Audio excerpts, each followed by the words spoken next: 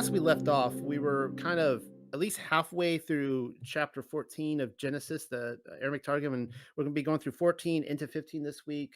Michael, would you like to open us up reading it?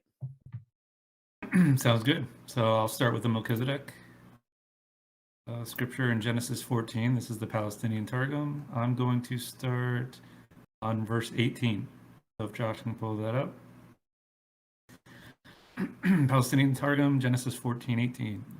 And Melchizedeki, who was Shem bar Noah, the king of Jerusalem, came forth to meet Abram, and brought forth to him bread and wine. In that time he ministered before Eloha Alaha. And he said, Blessed be Abram of the Lord God Most High, who for the righteous possesseth the heavens and the earth. And blessed be Eloha Alaha, who had made thine enemies as a shield which receiveth a blow. And he gave to him one of the 10, of all which he brought back. And the king of Sodom said to Abram, Give me the souls of the men of my people, whom thou hast brought back, and the substance take to thyself. And Abram said to the king of Sodom, I have uplifted my hands in an oath before the Lord God Most High, who for the just possesseth his possession of the heavens and the earth. If from a thread to the latchet of a sandal I receive anything of all that is thine, lest thou magnify thyself in saying, I have enriched Abram from mine own. Have I not power over all the spoil, apart from what the young men have eaten, and the portion of the men who went with me? Anar, Eshcol, and Mamre, they also receiving their portion. I'm going to give Noah the first option here on Melchizedek. Off to Noah.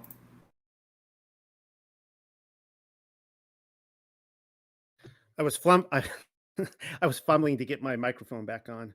All right. Yes. So let me pull this up here. All right. So as you can see here, I mean, obviously the Aramaic Targum, it's going straight for the Shem Bar Noah explanation. The in the Masoretic, it doesn't say Shem, and that leads many of us to debate who Melchizedek is, particularly in Hebrews. And that came up to me recently, and I don't know if Michael's gonna be commenting on it. I'm not going to be commenting on it either, but some people think that the writers of Hebrews believed that Melchizedek was Messiah. And that's something for you all to look into. Maybe Mike will comment on that. What I wanted to do is look at a few different passages here, and I'm going to read a bedtime story for you tonight. So you guys can all get tucked in and comfy. I know John has got a cigar lit. And well, the first, let's just go over this here. This is Jasher. Obviously, the book of Jasher goes with the Shem narrative as well. And it says, and Melchizedek, king of Yerushalayim, the same was Shem. So they tell you, like, Melchizedek was Shem, went out with his men to meet Abram and his people with bread and wine, and they remained together in the valley of Melech. All right. And then we see in the writings of Abraham, chapter 95, same events. This is what it says. When the king of Sodom heard that I had returned from the conquest of Amraphel, son of Nimrod, king of Shinar, he came forth to meet me at the valley of Shaveh, which is west of the city of Shalom, where Noah and Melchizedek dwelt. So that's interesting right there, that it's saying it's identifying Melchizedek with a companion of Noah. And one of the big debates that people are bringing to the table now, particularly as we're looking at the timeline of the LXX versus the Masoretic, is that if the Masoretic compresses the years after the flood, leading up to Abraham, they take out several hundred years at least. I'd have to look at it again. They take out a lot of years, and and so if you're going off the Masoretic, it looks more like they're all contemporaries of each other. Nimrod, um, uh, Shem, Noah, and Abraham. When you get to the LXX, all of a sudden you're like, what's going on here? Because now they seem insanely old. Well, I've pointed this out before, that I believe the city of Shalom, and I'm not just saying this just to say it. I mean, my research had already led me to believe that there was something very supernatural going on here. That the city of Shalom, where Shem, Bar Noah, and as well as Noah, that it was a supernatural place. It was an actual portal to heaven, essentially. and going to Shem school meant that you were it was something really special. So the very fact that he's a Melchizedek here tells me that he somehow circumnavigated Sheol. Shem was one of those who became an ascended, an angelic creature. So there's that. All right. What I wanted to do though tonight is, and I don't think I'll be stomping on Michael's research here by doing this, is I'm going to be reading from a portion from Second Enoch. I have never read this before, and I've talked about it probably for over a year. I've mentioned it in a few of my papers, and I feel like it's finally time to read it. Now, quick history lesson here, or literature lesson. In First Enoch, the book of First Enoch, the very last few chapters actually don't come from Enoch at all. And I actually think that the book of Enoch was probably like 5 different books. I don't think it was written that way. I think they assembled it at a later time. But the very end of it is a section from the lost book of Noah. We know that Noah authored at least one work according to Jubilees, and it's a very interesting story at the end of First Enoch. Well, the second Enoch ends the same way with another portion of the lost book of Noah, and these are so enticing. But we get just in little sections. I'm like, man, I really wish we had these books. But this tells about the first Melchizedek, and it wasn't Shem. All right. So uh, basically, to give the conclusion here is my belief is that Shem was named. He named himself Melchizedek, or was given the title based upon his cousin. His cousin before the flood was the first Melchizedek. So here it goes. This is from chapter 71 of Second Enoch. Behold, the wife of Ner. Now Ner is Noah's brother, whose name was Sopanim, being sterile and never having at any time given birth to a child by Ner. And so now keep in mind, she's not a virgin, all right? She's not a virgin. She just is incapable of having children, similar to Sarah with Abraham. And Sopanim was in the time of her old age and in the day of her death. She conceived in her womb, but Ner the priest. So what is Ner a priest of? Again, he's Noah's brother. What is he a priest of? He's part of the Melchizedek order. Had not slept with her, nor had he touched her from the day that Yahuwah had appointed him to conduct the liturgy in front of the face of the people. And when Sopanim saw her pregnancy, she was ashamed and embarrassed, and she hid herself during all the days until she gave birth. And not one of the people knew about it. And when 282 days had been completed, and the day of birth had begun to approach, and Ner remembered his wife, and he called her to himself in his house so that he might converse with her. And Sopanim came to Ner, her husband, and behold, she was pregnant. I would imagine you'd look pretty pregnant by 282 days. And the day appointed for giving birth was drawing near. And Ner saw her, and he became very ashamed. And he said to her, what is this that you have done, O wife? And why have you disgraced me in front of the face of these people? And now depart from me and go where you began the disgrace of your womb. He's basically saying, go back to your adulterous lover, so that I might not defile my hand on account of you and sin in front of the face of Yahuwah. And so Panem spoke to Ner, her husband, saying, "O my Adonai, behold, it is the time of my old age, and the day of my death has arrived. I do not understand how my menopause and the barrenness of my womb have been reversed." It's an interesting word there, menopause. I don't know if the ancients would have used that word, but that's the translation from the 1800s. So it's kind of interesting. And Ner did not believe his wife, and for the second time, he said to her, depart from me, or else I might assault you and commit a sin in front of the face of Yahuwah. So he is verbally, I mean, he's like, I'm going to get out of here before I hit you, because that's how angry I am. I can't believe you would do this to me. This is so embarrassing. And it came to pass when Ner had spoken to his wife, Sopanim, that Sopanim fell down at Ner's feet and died. Now, keep in mind, it already explained she was already on her deathbed. I mean, she was getting ready to die. And she explained, like, I'm about ready to die here. I don't know why I'm pregnant. And, Please don't be angry with me." Ner was extremely distressed, and he said in his heart, "Could this have happened because of my word? Since by word and thought a person can sin in front of the face of Yahuwah?" And that's fascinating. He's saying there that it's not just actions that cause us to sin; it's our very thoughts. That's straight out of Yahushua's teachings. Now, my Elohim, have mercy upon me. I know in truth in my heart that my hand was not upon her. And so I say, Glory to you, O Yahuwah, or O Adonai, because no one among mankind knows about this deed which Yahuwah has done. And Ner hurried, and he shut the door of his house, and he went to Noah, his brother, and he reported to him everything that had happened in connection with his wife. And Noah hurried.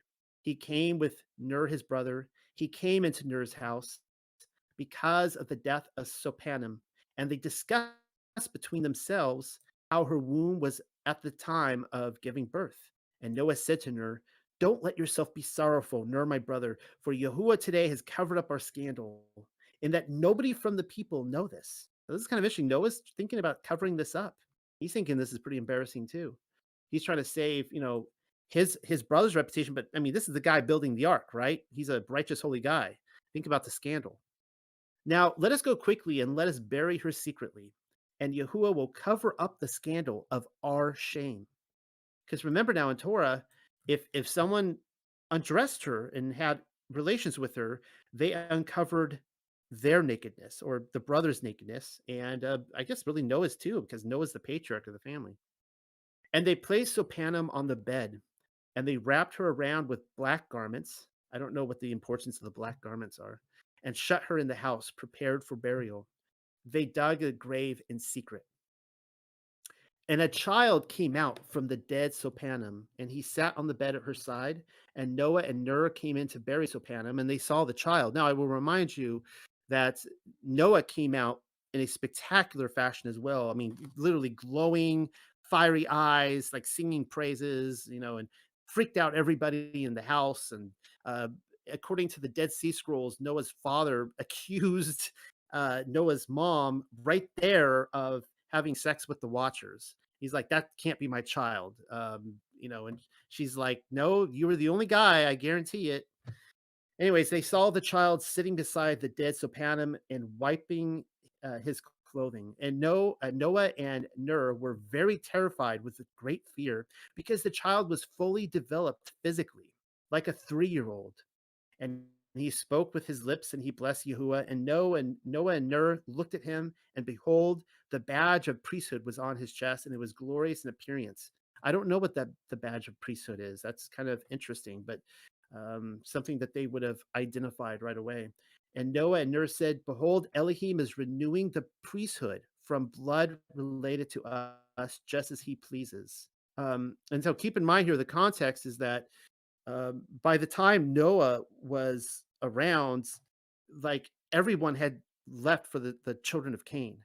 There was hardly any sons of Elohim left in that area. It was just, obviously at the end, it was Methuselah. He died the year of the flood. And then it was just Noah and his family.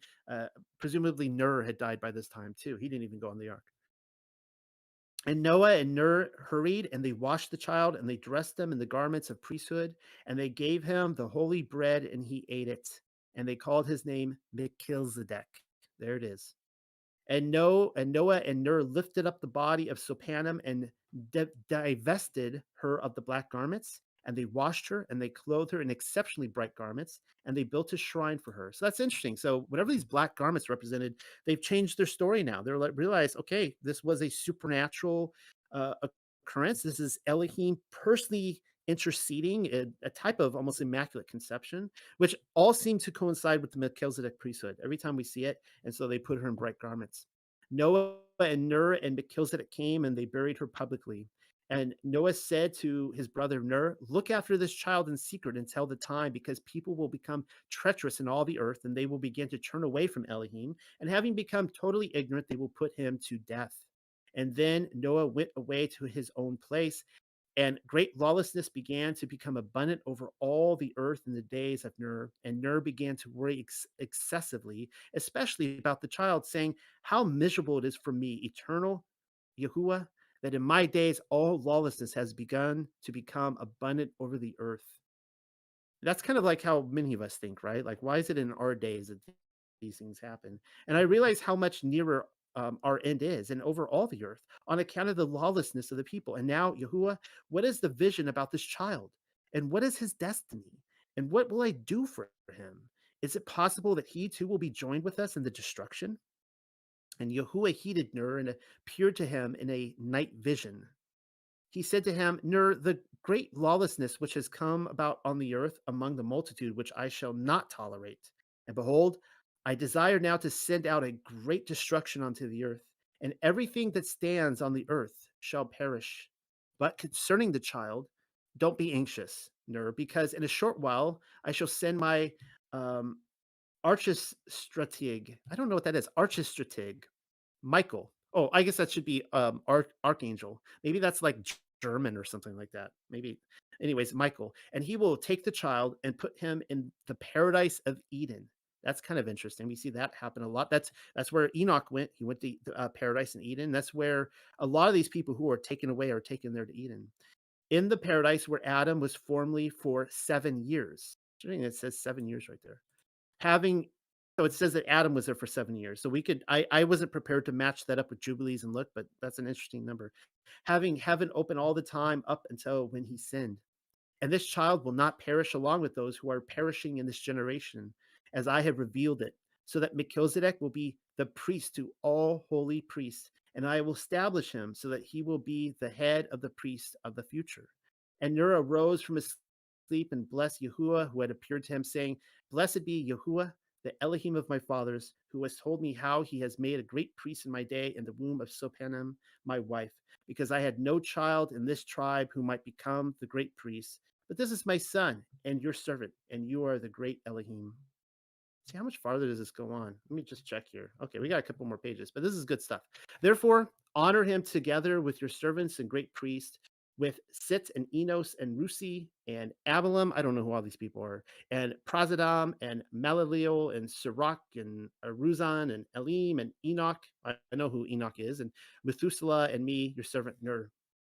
And behold, Melchizedek will be the head of the 13 priests who existed before. That's kind of interesting. So there's, um, I wonder if there were, see, I didn't come prepared for this, but I wonder that there were 13 um, fathers going down. They were each, you know, the head of the order of the ancients. And afterward, in the last generation, there will be another Melchizedek. Well, isn't that interesting? The first of 12 priests, and the last will be the head of all, great archpriest, the word and the power of Elohim, who will perform miracles greater and more glorious than all the previous ones. So let me read that one more time in case you guys missed that. So he's talking here that this Melchizedek was the 14th priest of the order to come, that there were these high priests going from Adam down, and that the first Melchizedek here would be head priest over them. But in the end, and the very last Melchizedek to come will be the head of all, a great archpriest. He will be the priest of all priests. It says he will be the very word and power of Elohim, who will perform miracles greater and more glorious than all the previous ones. Praise Yah. He, Melchizedek, will be priest and king in the place Akuzan, that is to say, in the center of the earth where Adam was created, and there will be his final grave. And so that he's saying that the final Melchizedek's going to die in Jerusalem. And in connection with that archpriest, it is written how he also will be buried there, where the center of the earth is, just as Adam also buried his own son there, Abel, whom his brother Cain murdered, for he lay for 3 years unburied until he saw a bird called jackdaw had buried his own young. And by all accounts, we see that Abel went a long time without being buried. That's the first time I've read that his burial coincided with a bird. I know that great confusion has come, and in confusion this generation will come to an end, and everyone will perish, except that no, my brother will be preserved. And afterward, there will be a planting from his tribe, and there will be other people, and there will be another Melchizedek, the head of priests, reigning over the people and performing the liturgy for Yahuwah. Again, amen. That's our high priest. And when the child had been 40 days in Nur's tent, Yahuwah said to Michael, "Go down onto the earth to Ner the priest and take my child Melchizedek, who is with them, and place him in the paradise of Eden for preservation. For the time is approaching, and I will pour out all the water onto the earth, and everything that is on the earth will perish." That's interesting right there. It says all the water is coming down. Everything from above, it's all coming down. And Ner did not realize who was speaking to him, and his heart was confused. And he said, "When the people find out about the child, then they will seize him and kill him, because the heart of these people is deceitful in front of the face of Yahuwah." Ner said to the one who was speaking, "The child is not with me, and I don't know who you are." And he who was speaking to me answered, "Don't be frightened, Ner. I am Yahuwah's archangel, archist. I gotta say this in German. It's archangel, but it's archist, arch, archistrative." I started excavating this area in 1961. I wasn't even old enough to drive the time, but people Okay, all right. Yahuwah has sent me, and behold, I shall take your child today. I will go with him, and I will place him in the paradise of Eden, and there he will be forever.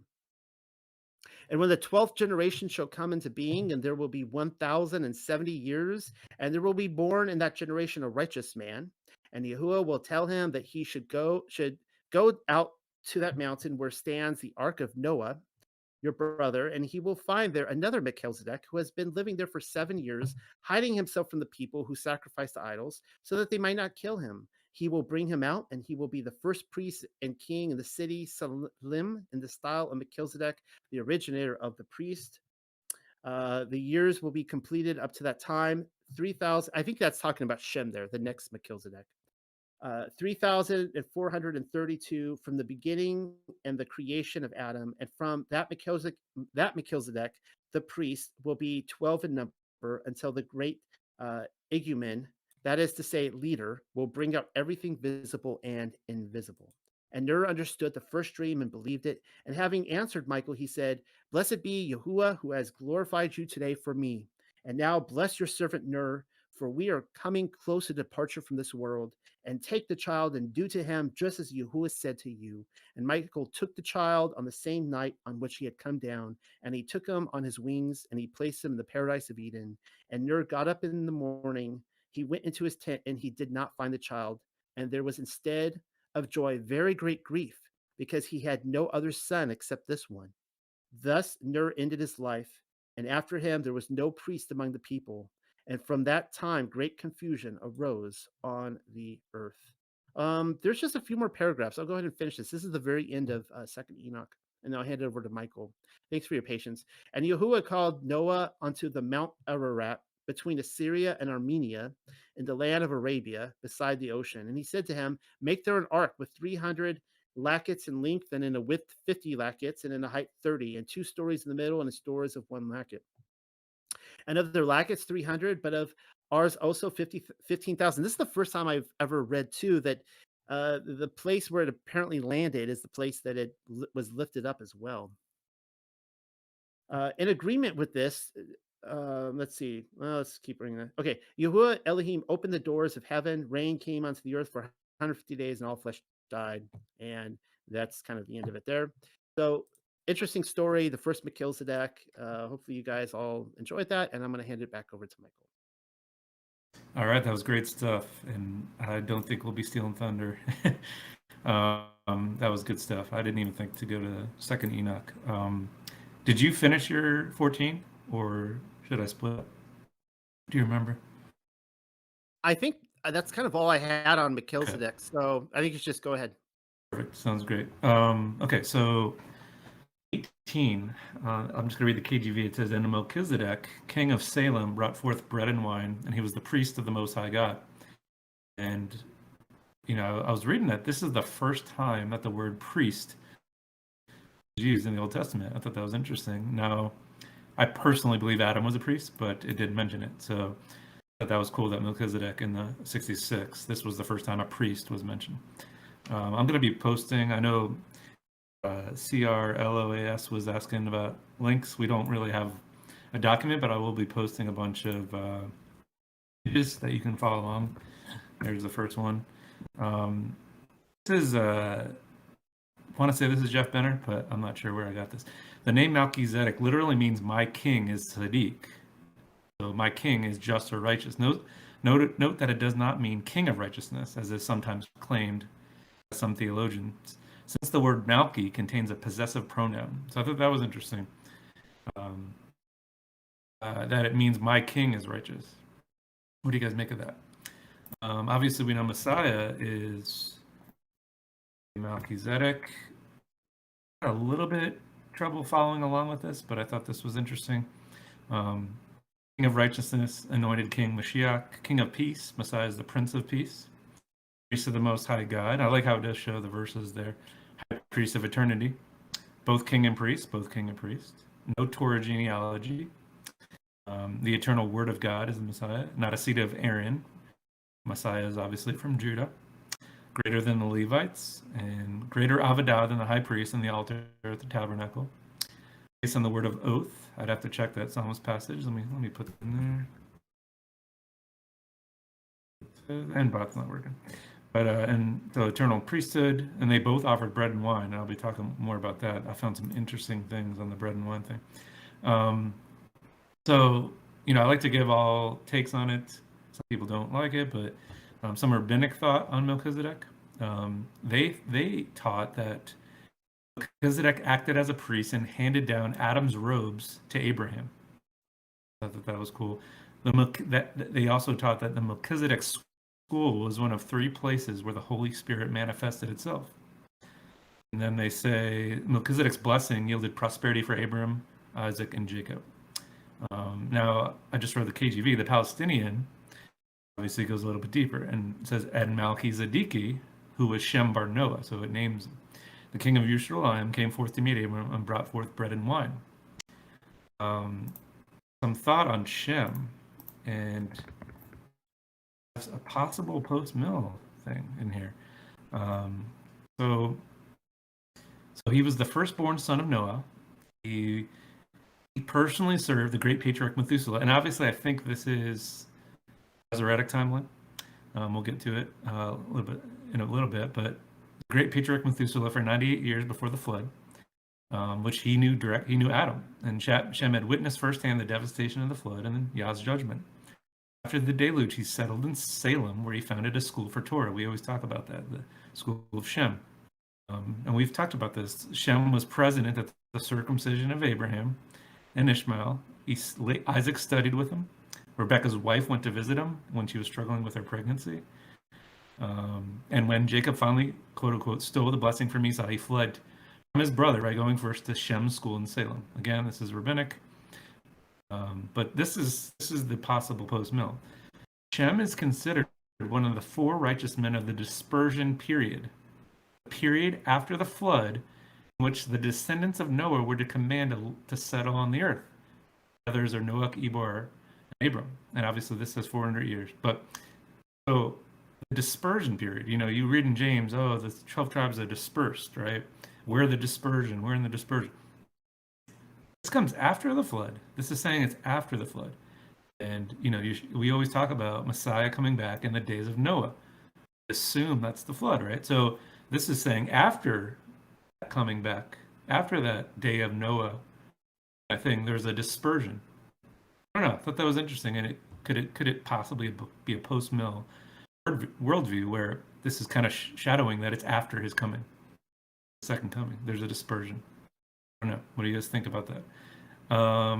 So some more tradition. They say Melchizedek was the first to initiate and complete a wall in circumference of the city and had to exit Salem to reach Abram and his men. Obviously, this is talking about Shem. So upon exiting Salem, he presented them bread and wine with the intent to refresh them from their journey. Okay, so they also attribute him as a pioneer in banning prostitution. Shem. So other takes besides the rabbinic on Melchizedek. The Zohar, they think it was Aaron, Kohan Gadol, the high priest. Melchizedek was Aaron. I don't know about that. Josephus refers to Melchizedek as a Canaanite chief in War of the Jews, as a priest in the antiquity of the Jews. Philo identifies Melchizedek with the Logos as priest of God and honored as an untutored priesthood. Actually, I do have something on Second Book of Enoch here, so I'm not going to touch that one. Yeah, he did. Yeah, no mention that Gabriel, Michael, and some. Okay. Dead Sea Scrolls found in Cave 11. They say that Melchizedek is seen as a divine being in the text and is referred to as an El or Elohim. Titles usually referred to God. According to this text, Melchizedek seems to appear at the end of days as a heavenly angelic warrior judge and high priest. He atones for the quote-unquote sons of light at the great day of atonement, which introduces the redemption of the final jubilee of history. He defeats Belial and his lot, executing judgment on behalf of God.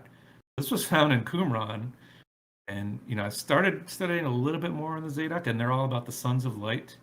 I thought this was very interesting that Melchizedek, at least according to these Dead Sea Scrolls, pretty much describes the Messiah. The Qumran scrolls also indicate that he was used as a name of the archangel Michael sometime, interpreted as a heavenly priest. Michael as Melchizedek, contrasted with Belial, who's given the name Melchi Rasha, or king of wickedness. Okay, so I'm not going to read that. Okay, number 19. So this is the bread and wine stuff. So, and he blessed them. Blessed be Abraham of the Lord God, who for righteousness possessed the heaven and the earth. Actually, it wasn't the bread and wine. But, all right, well, I'm going to go over the bread and wine now. Now, look at this, guys. This was pretty interesting. All the verses I found in the 66 about bread and wine, and as you know, I have an affinity for wisdom. It appears wisdom's kind of in the Melchizedek order. So wisdom has built her house. She has owned her 7 pillars. She has slaughtered her animals. She has mixed her wine. She has also set her table. She has sent out her servant girls. She calls from the highest places in the town. You that are simple, turn in here. Those without sense, she says, come and eat of my bread and drink wine. I've mixed. So she is doing the same thing as a Melchizedek. In that order, it's an order. I don't see where it says it only has to be a male, the Levites. But Proverbs 4, there could be bad bread and wine. So do not enter the path of the wicked, and do not walk in the way of evildoers. Avoid it. Do not go on, turn away from it, and pass on, for they cannot sleep unless they have done wrong. They are robbed of sleep unless they have made someone stumble, for they eat the bread of wickedness and drink the wine of violence. Ecclesiastes 9, go eat your bread with enjoyment and drink your wine with a merry heart. That was good. It says, let your garments be white, not let oil be lacking on your head. I mean, this is awesome. Enjoy life with your wife, who you love. Isaiah 36 says, make your peace with me and come out to me. Then every one of you will eat from your own vine and your own fig tree. Drink water from your own cistern until I come and take you away to a land like your own. A land of grain and wine, a land of bread and vineyards. Promised land talk right there. Genesis. God give you the dew of the heaven, the fatness of the earth, and plenty of grain and wine. And then finally, we know this one, Messiah. About the Passover. I have eagerly desired to eat this Passover with you before I suffer. For I tell you, I will not eat it until it is fulfilled in the kingdom of God. Then he took up a cup, and after giving thanks, he said, take this and divide it amongst yourselves. For I tell you from now on, I will not drink of the fruit of the vine until the kingdom of God comes. And he took a loaf of the bread. We know that. What do you guys think about that? I know Skiba talks about possible Nazarite vow. What do you guys think about that? That he did not drink of the wine right there. So Jewish tradition has something similar. So it's called the Kiddush. Literally means sanctification. It's a blessing recited over wine or grape juice to sanctify the Shabbat and the holy days. Before reciting the Kiddush, the challah, which will be the next food item eaten in honor of the Sabbath or holiday, is first covered with a cloth. I've done a few of those early on in my walk, Kiddush. Where do they get it from? They get it from, Melchizedek. Okay, number 20, it says, and blessed be the Most High God, which have delivered thine enemies into thy hand. He gave them tithes of all. So, pictures for you. These are the different tithes. I'm not going to read the Jewish words, but all kosher cattle were tithed, and 1/10 of the animals were brought to Jerusalem, offered as a sacrifice. The second one, 1/10 of the farmer's produce was given to the Levite. They didn't have any portions of their own, and it was a tithe. The land itself was tithe. We know about that, Shemitah or 7-year sabbatical. And finally, I don't know if this, I guess it was, I don't know. No, this is just tradition. But today, most tithing is done in terms of money. Traditional term for the tithe on money, income, and is distinguished from agricultural and cattle tithes. So every Jew is obligated to get a tenth of his earnings to charity.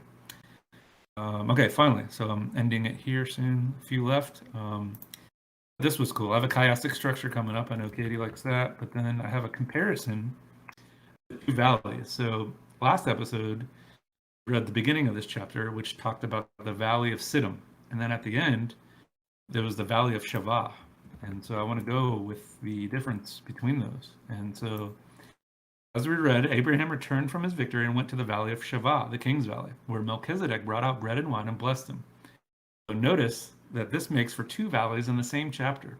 And as I said, I talked about the valley of Siddim, where the great battle took place. Now we're in the valley of Shavah, where great blessings take place. So, as you can see, a place for battle and death, a place for blessing. King of Sodom goes out to meet Mesopotamia. King of Sodom goes out to meet Abraham. Black slime or tar, red wine.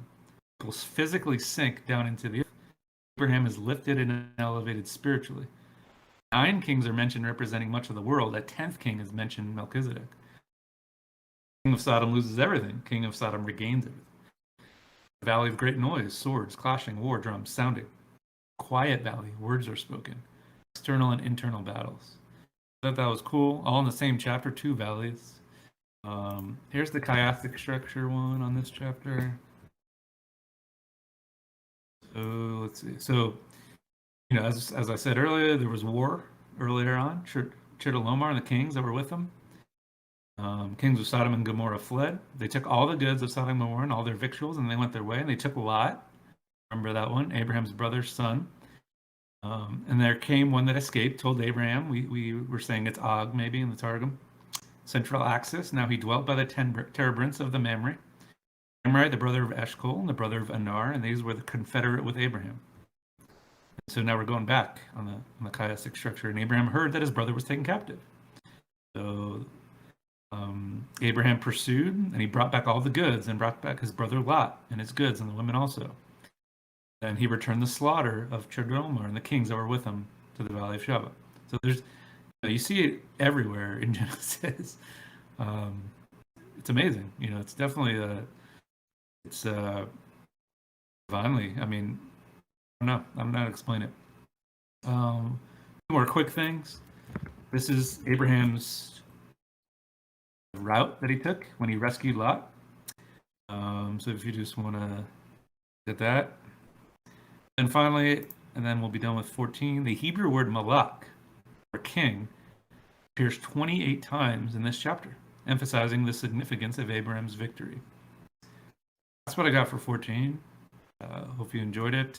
Did I read 15, no? I'll go ahead and read 15, and then I'll give you first commentary and on that chapter. And that was really great stuff. And obviously didn't know what you're going to pull out of Melchizedek, but that was all really good. So here we are continuing on. This is chapter 15 of the Genesis Targum.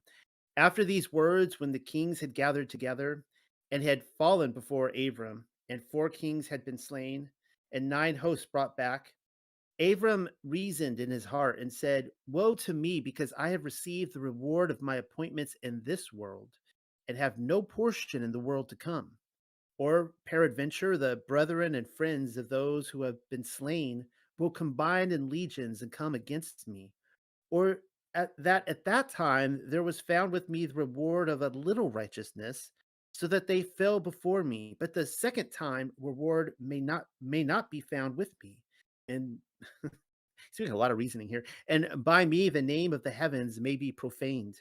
Thereupon was the word, or they state here specifically, Pithgama, of Yahuwah with Abram in a vision, saying, "Fear not, for if these men should gather together in legions and come against thee, my word, Memra," so they're separating the 2 words, different words in Aramaic, "will be thy shield. And also if these fall before thee in this world, the reward of thy work shall be kept and be prepared before me in the world to come, great exceedingly." And Abram said, "Yahuwah Elohim, great blessings hast thou given me, and great are they which it is before thee to give me. Nevertheless, What profit is to me when I pass from the world without children? And Eliezer the manager, or Bar Pharnasath the son of sustenance of my house, by whose hands signs were wrought for or to me in Darmasek, expects to be my heir. And Abram said, Behold, to me thou hast not given a son, and behold, the manager of my house will be my heir. And behold, a word from before Yahuwah was to him, saying, He shall not be thine heir, but a son whom thou wilt beget shall be thy heir. And he brought him forth without and said, Look up now to the heavens and number the stars, and if thou art able to number them. And he said, So will be thy sons.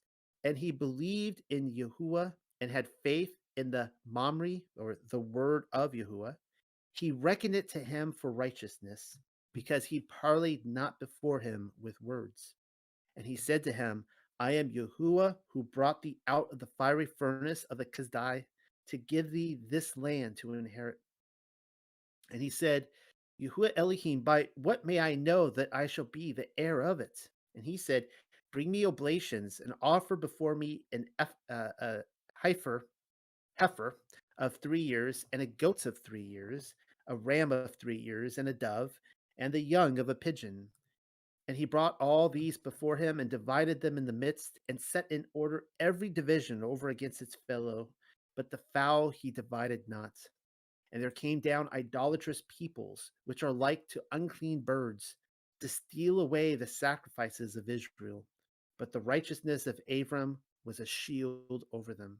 And when the sun was nearing to set, a deep sleep was thrown upon Abram, and behold, 4 kingdoms arose to enslave his children: terror, which is Babel; darkness, which is Madai; greatness, which is Javan; decline, which is Pharez, which is to fall; and to have no uplifting, and from whence it is to be that the children of Israel will come up.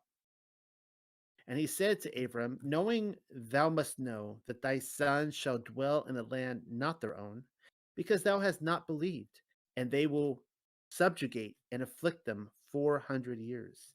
And also that people whom they shall serve I will judge with 250 plagues, and afterwards they shall go forth into liberty with great riches.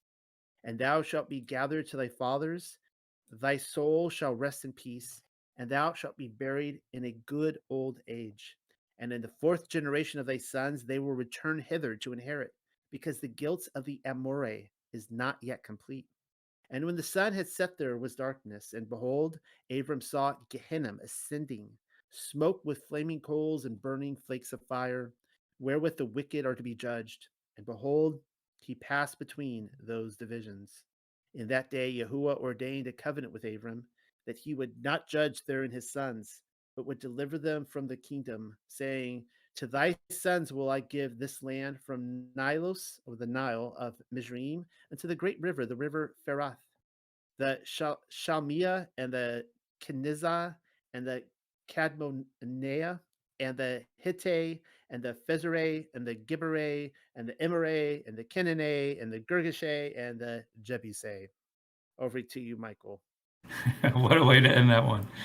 That was funny. All right, so I'm going to start on obviously number 1. So I thought I struggled on chapter 15 to find some good nuggets. So I'll let you guys be the judge of that. But my wife thought it was pretty good, but she's biased. Number 1 says, in KJV, after these things, the word of the Lord came unto Abram in a vision, saying, Fear not, Abram, I am thy shield and thy exceeding great reward. So the word study is on that word reward, and it's I think it's kind of cool. So it's Jacob. So Genesis 31, here it is. Basically, Jacob sent out and called Rachel and Leah to his flock and said, I see your father's attitude that is not friendly toward me. But the God of my father has been with me. You know that I have served your father with all my strength. Yet your father has cheated me and changed my wages 10 times. However, do not allow him to hurt me. If he spoke thus, the speckled shall be your wages, or your reward.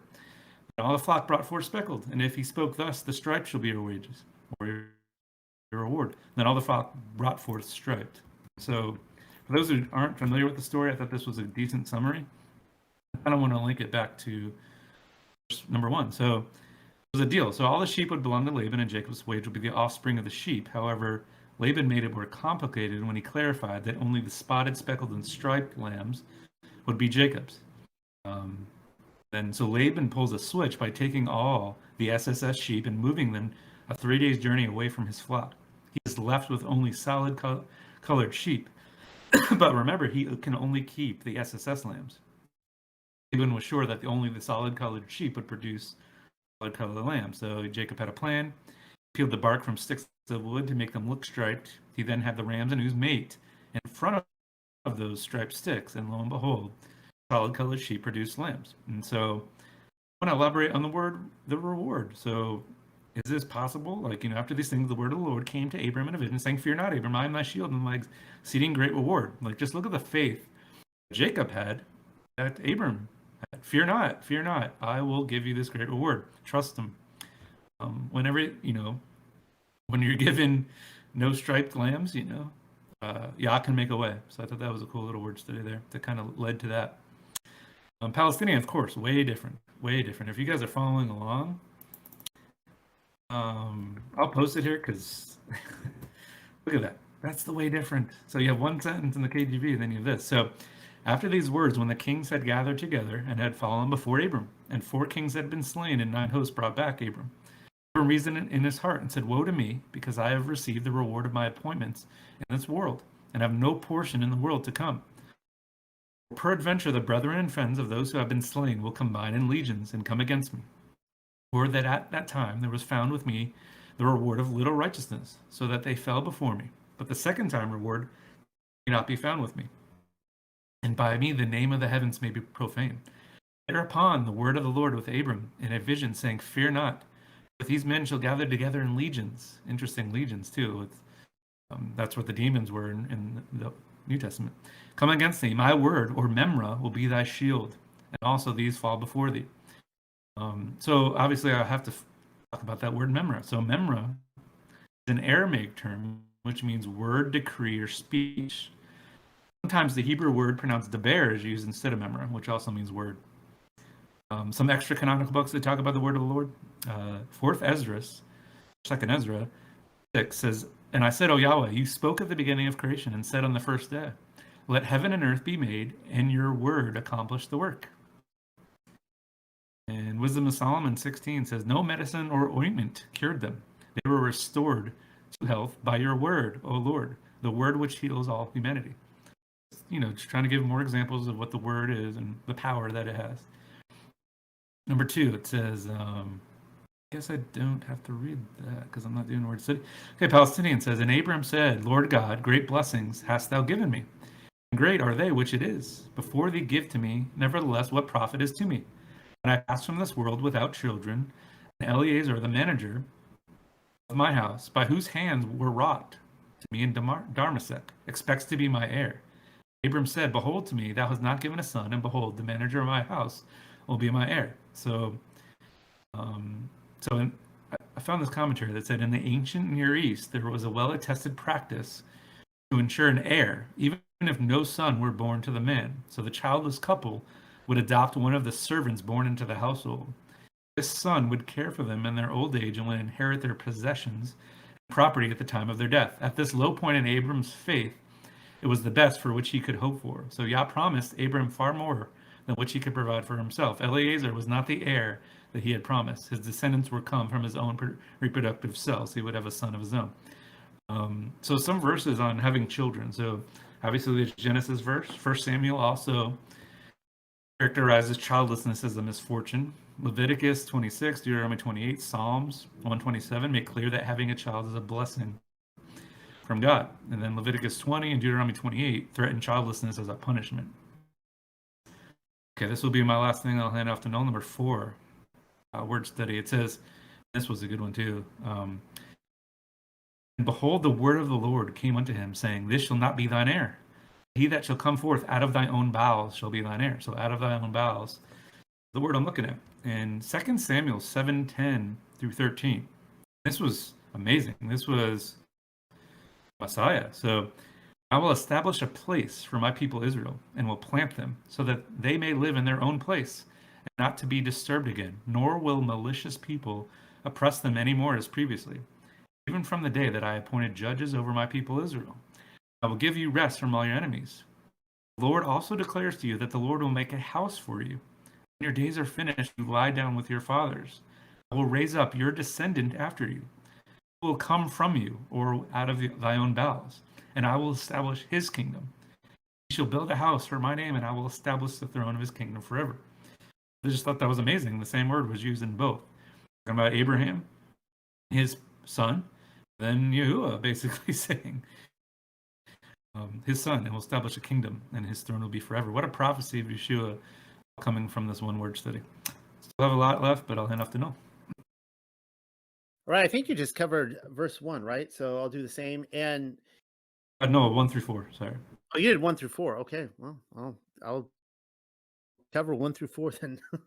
So the first verse was quite wordy. Abram obviously had a lot of concerns, and it sounds a lot like my own thought process.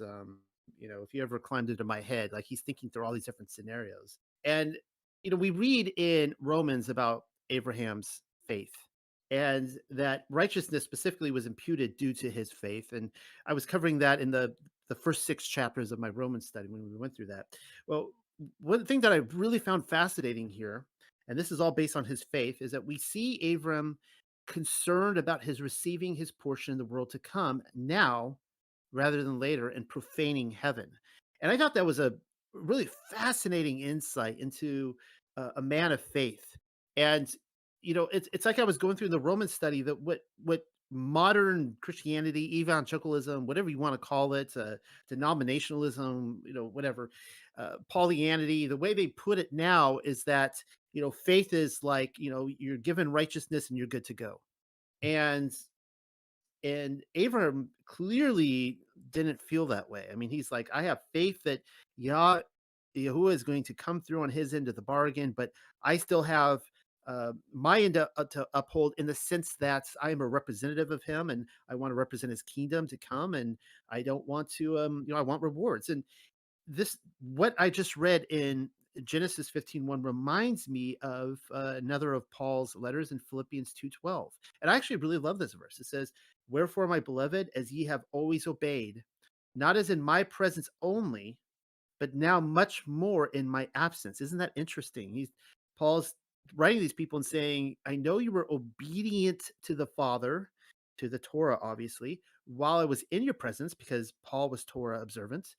He says, but even when I'm gone, that's great that you do that then too. It's almost like sometimes when I talk to people, I get the sense that they say certain words around me because they think that I will approve of it. And I kind of get the sense that they don't actually live it out in their own lives. They're kind of just doing it because they're kind of in my presence. But Paul's like, even outside my presence, you're doing this. And this is the kicker right here. What I love. He says, work out your own salvation with fear and trembling. In our present culture, where Christianity teaches entitlement, that you are entitled to your salvation. They may not use that word, but you go in and talk to people, that's pretty much the attitude they have. This exemplifies what we're seeing with Abram here very, very good. I think that he was working out his salvation with fear and trembling. Now, Michael already went over the difference between Pithgama and Memra. And in the Aramaic, they would have literally been 2 different words. For some reason, the translator made them both word, and I feel like it wasn't well done, because Pithgama, it means edict, a decree, or a sentence by a judge. So why didn't it just translate to say Yahuwah, that he in his edict, in his decree? That would have made a lot more sense to me. The word, whatever it is, what it is. But then we see Memra, which means speech, right? It is literally the word of Yahuwah. And what we see here is that, let me pull this up again. Please don't disappear on me now. It says, my word, Memra, will be thy shield. And I love that, because it's literally saying that, well, It's not literally saying it's pretty close to saying that my Yahuwah is saying my word will be your salvation. In fact, we do see that in other parts of the Targum where the word of Yahuwah is Yeshua, right? So here's some passages that I was looking up that refers to the shield. Now keep in mind that is Yahusha who is our shield. So this is what it says in Psalm 18 verse 30. This Elohim, his way is perfect. The word of Yahuwah proves true. He who, the word of Yahuwah, is a shield for all those who take refuge in him. And that's exactly what Yahusha said when he was over there I think he was what was it? No, he wasn't looking over Jerusalem when he said it, but he said that he said he wishes that he could be like the mother hen that would gather all the chicks under his wing, right? Like that's what he wanted, and he would protect them if they would, but they didn't want that, right? They didn't want to have him be his protector. And then we see in Psalm 5:12, for you bless the righteous, O Yahuwah. You cover him with favor as with a shield. And of course, we see that Abram or Abraham was imputed with righteousness based on his faith, and he was protected by the word as a shield.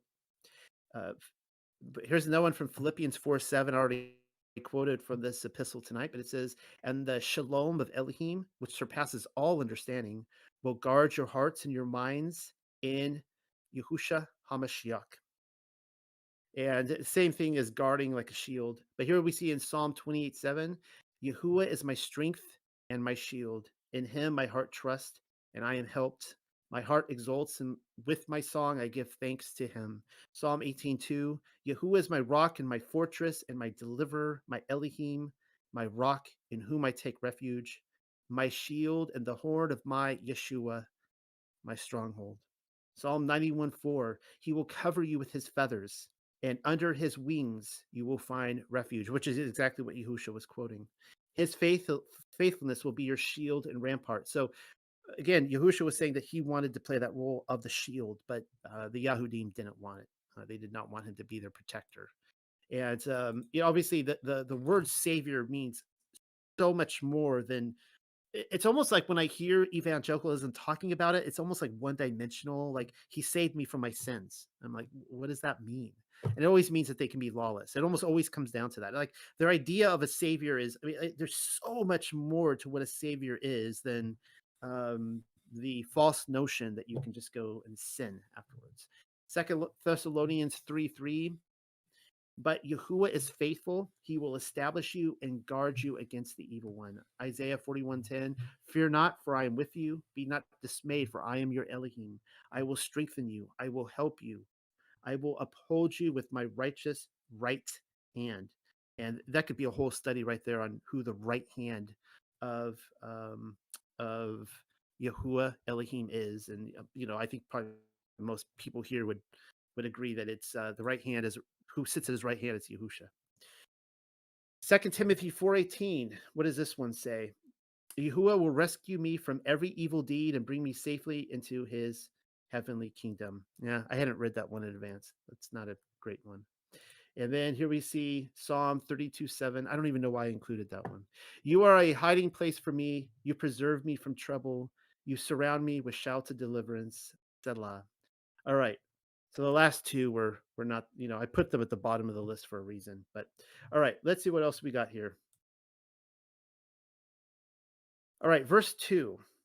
And okay, so I found this really interesting that Abram is always it's really interesting to see his relationship with the father. And we're going to see this later with Sodom and Gomorrah, where he he kind of speaks his mind and he goes in boldness and says, and Moshe was in his humility was very similar as well. You see these great men of Elohim, and they just go and they speak very boldly to him, and he's like, so the manager of my house, he's Eliezer, he's gonna be the heir, and that's a frightening thought to think about. That uh, he was, according to the Targum, he was either the son or the grandson of Nimrod. All right, and Nimrod, of course, was a lineage of Ham, and of course, my perspective on this and my point of view is that he was the seed of the serpent initially. I mean, Ham came through the seed of the serpent. Well, in our last study earlier tonight, when I was going over the book of gleanings and the book of creation, which were Egyptian texts, it and I didn't feel comfortable enough of bringing that into this study, but it's really interesting that at the same time it describes what I believe is the Genesis 13 war, this massive war that we were talking about the last couple weeks. That basically went all the way down in Saudi Arabia, probably into Egypt, all the way up to Lebanon, Damascus, all the way up to Babylon. And what's fascinating is that it says that the people that came from Nimrod's side, that they were the people leading it, they were the seed of the serpent. And I read that, I almost fell out of my chair. Um, so my point here is, and I could do, we'll get to genealogy later on with other people that come into Abraham's life, but he seemed to be surrounded by people that were accredited being the seed of the serpents. And it's almost a miracle. Well, it is a miracle. It is a straight out miracle that the seed of Shem, the seed of all the way going back through Noah to Seth, through Adam, was perfectly preserved all the way down to Yehuda. Because particularly with Abraham, you see so many instances where he was ready to hand the keys of the kingdom, the inheritance, over to the wrong seed, and that's just incredible to think about. All right. And remember now, he's got, according to the writings of Abraham, he's got something like 50 daughters or some insane number. I mean, he has other wives. He's got tons of daughters. It just, I imagine like the little lady with the shoe, and like children are falling out the windows and stuff. I just imagine like daughters running amok all around Abram. And like just imagine like the old Jewish man just surrounded by young girls. And um and so he's still trying to work out his the mystery. And this is what we read in Romans 4:18. This probably, I think I did this a couple months ago in the Roman study, but Paul is talking about Abraham and he says, "Who against hope believed in hope." Let me say that again. Who against hope believed in hope, that he might become the father of many nations according to that which was spoken. And so what what we're essentially seeing here is that um, Abraham had, or I guess I should say Abram at this point, he had no idea how this was going to work out. Like he's like, apparently I'm shooting, if it comes down to boys, I'm shooting blanks. I'm only getting girls out of this, and I've got no heir. I've got tons of really great guys around me who could be the heir. I'm going to hand it over to them. But it just, again, it shows, um, what's the word I'm looking for? It shows that he trusted in Elohim to come through on his end of the bargain, which is exactly the kind of the context of this entire chapter. And that's the saving faith um, that Paul talks about. That all of us sitting here, like, we don't know how this is all going to work out. We don't know how our own lives are going to work out. We don't know how New Jerusalem's coming down. We don't know when it's going to happen. We don't know how all this is coming to a conclusion. It seems really dark right now. We're surrounded by darkness, but we believe, um, against hope, believe in hope that Yahusha, our high priest, is going to come through on his end. And again, that's what we see exemplified here. Handing it back to you, Michael. That was great stuff. We messaged you in the chat to reference that book that you found, The Seed of Satan, or the Serpent, and then what you're saying about Christians and the entitlements. Wow, very sad. So number 5 for me is my longest, so we'll start there. So KJV says, "And he brought him forth abroad and said, Look now toward heaven, and tell the stars if thou be able to number them. And he said unto them, So shall thy seed be." So that word "toward heaven," I found 2 cross references based on that word that were pretty cool. So Deuteronomy 4 takes the claim of, "And beware not to lift up your eyes towards heaven," or to heaven, "and see the sun and moon and stars, all the hosts of heaven, and be drawn away, and worship them, and serve them." So Yah tells Abraham to look up towards heaven. Deuteronomy warned you not to not to follow them or be drawn away and worship them. And we'll get to more of that in a bit. So, but Judges 13:19. So Manoah took the young goat along with the grain offering and offered it on the rock to the Lord. And he performed wonders while Manoah and his wife looked on. For it came about when the flame went up from the altar toward heaven, same word, that the angel of the Lord ascended in the flame of the altar. When Manoah and his wife saw this, they fell on their faces to the ground. Again, just showing that just because you look towards the stars doesn't mean it's bad, right? It's your actions towards that. He created everything, right? Don't be drawn away for them. Look what happened with Manoah. The angel of the Lord ascended in the flame. The flame went up from the altar toward heaven. And it also mentioned the rock. Yeshua is also our rock as well. Okay, so every book we read, at least one chapter I try to link it to the Maseroth. This was no different. So, because we have a Maseroth room that it's pretty dusty. The Maseroth is a biblical Hebrew word found in the book of Job 38:32, and literally meaning constellations, while others interpret the word as garland of crowns. But in its context, it's that of astronomical constellations, and is often interpreted as a term for zodiac. So check this out. So this is just that verse, Job 38:32.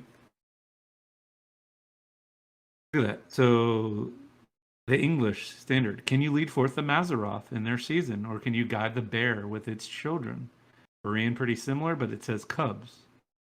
Now look at that. King James. Canst thou bring forth the Maseroth in its season, or canst thou guide Arcturus with his sons? I will get more on Arcturus in a bit. And then the New American just goes total left field.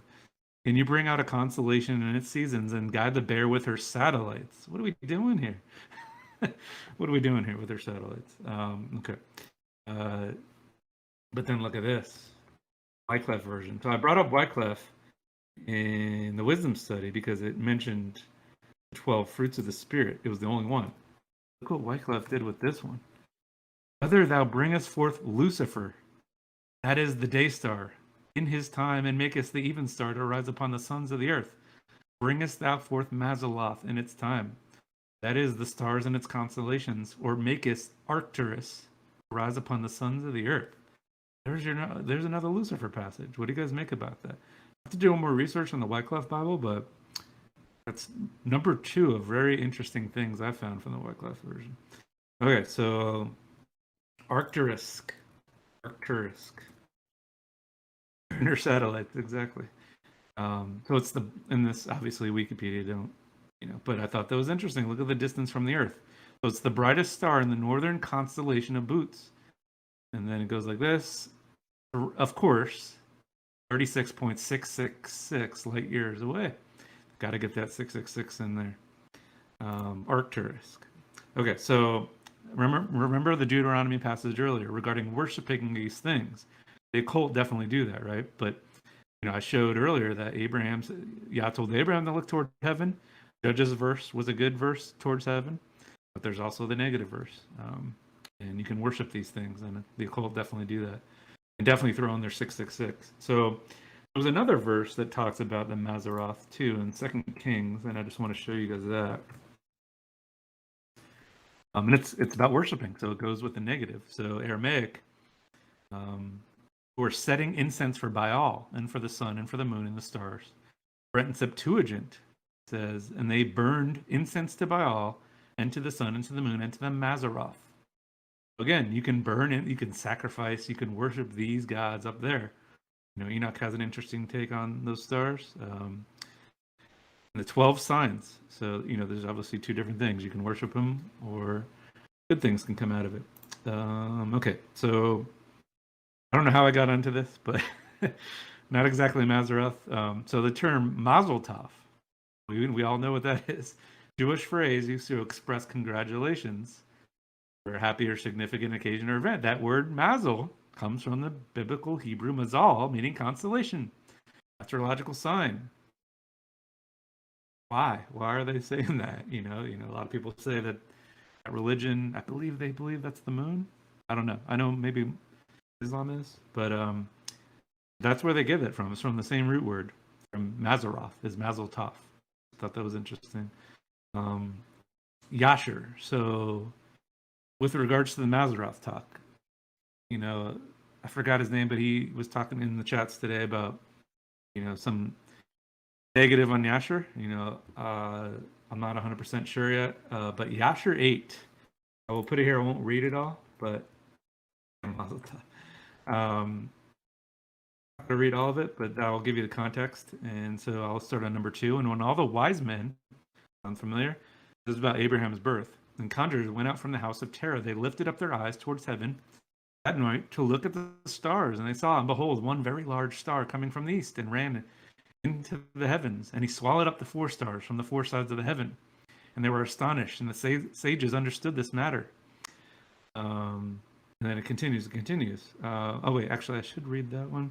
Oh, so this only betokens that the child has been born to Terah this night, who will grow up and be fruitful and multiply and possess all the earth. He and his children forever. He and his seed will slay great kings and inherit the earth. That was their interpretation. So does that sound familiar? Similar to Yeshua. Star of Bethlehem appears in the nativity story in the Gospel of Matthew, chapter 2, where wise men from the east, or magi, are inspired by the star to travel to Jerusalem.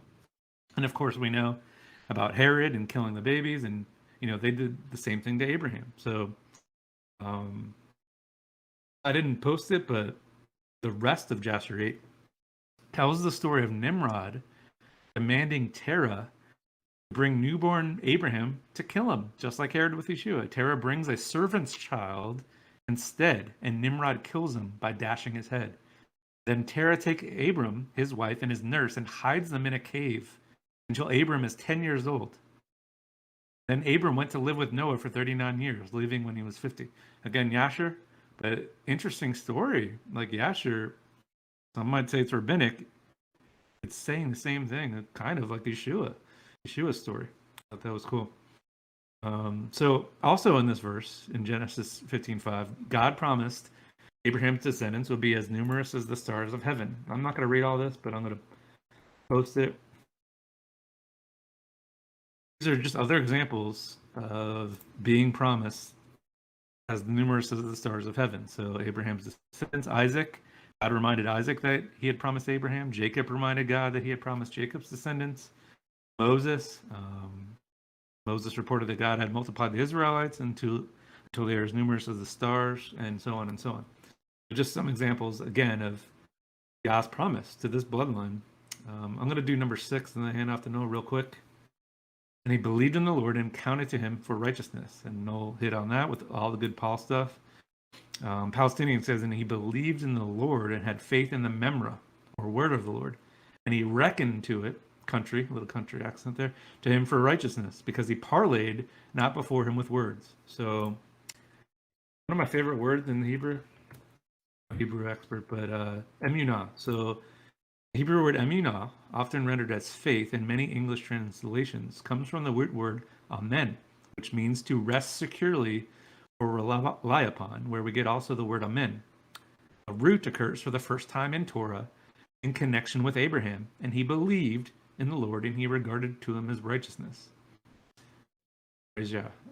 Still have a decent amount left, but I'll hand it back off to Noel. Yeah, so the Genesis 15:6 there in the Aramaic Targum, it actually adds the word of Yahuwah there, which I love. So this is what it says in the Masoretic 15:6. And he believed in Yahuwah, and he counted it to him for righteousness. The LXX says pretty much the same thing. And Abram believed in Elohim, and it was reckoned to him for righteousness. But then the Aramaic Targum says, and he believed in Yahuwah and had faith in the word of Yahuwah.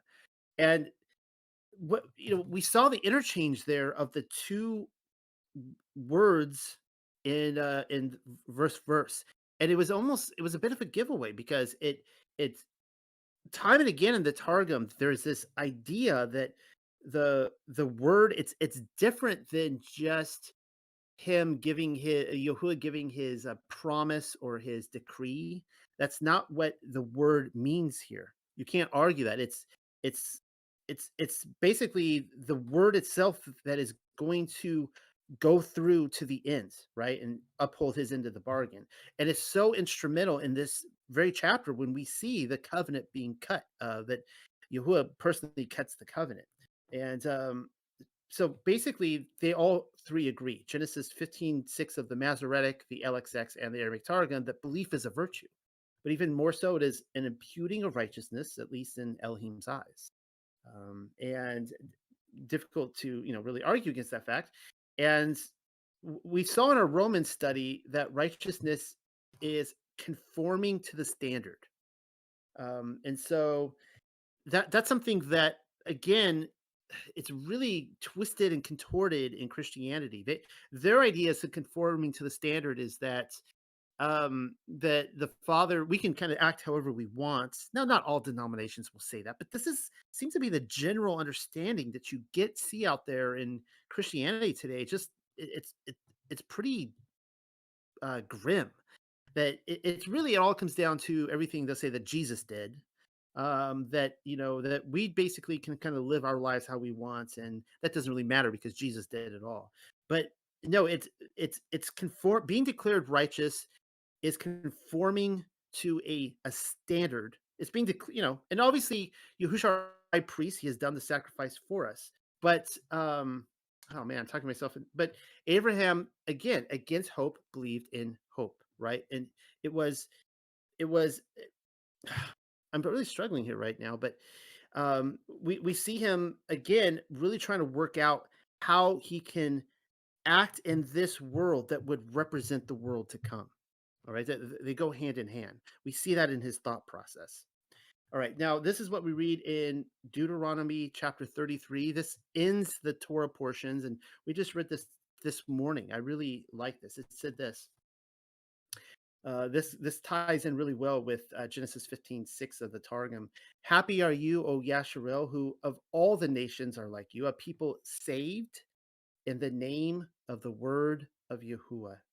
And then again, it says, He is the shield of your help, which we already saw, right? Our salvation, Yeshua, is our shield, and his sword, the strength of your excellency. And your enemies shall be found liars against you from terror, and you shall tread upon the necks of their kings. This is, of course, they're getting ready to enter into the land. And so it's literally saying that Yahusha, the Messiah, the word, is going before them. He's going to be their salvation. He's going to be their shield. He will be the one that tread down the enemy for them.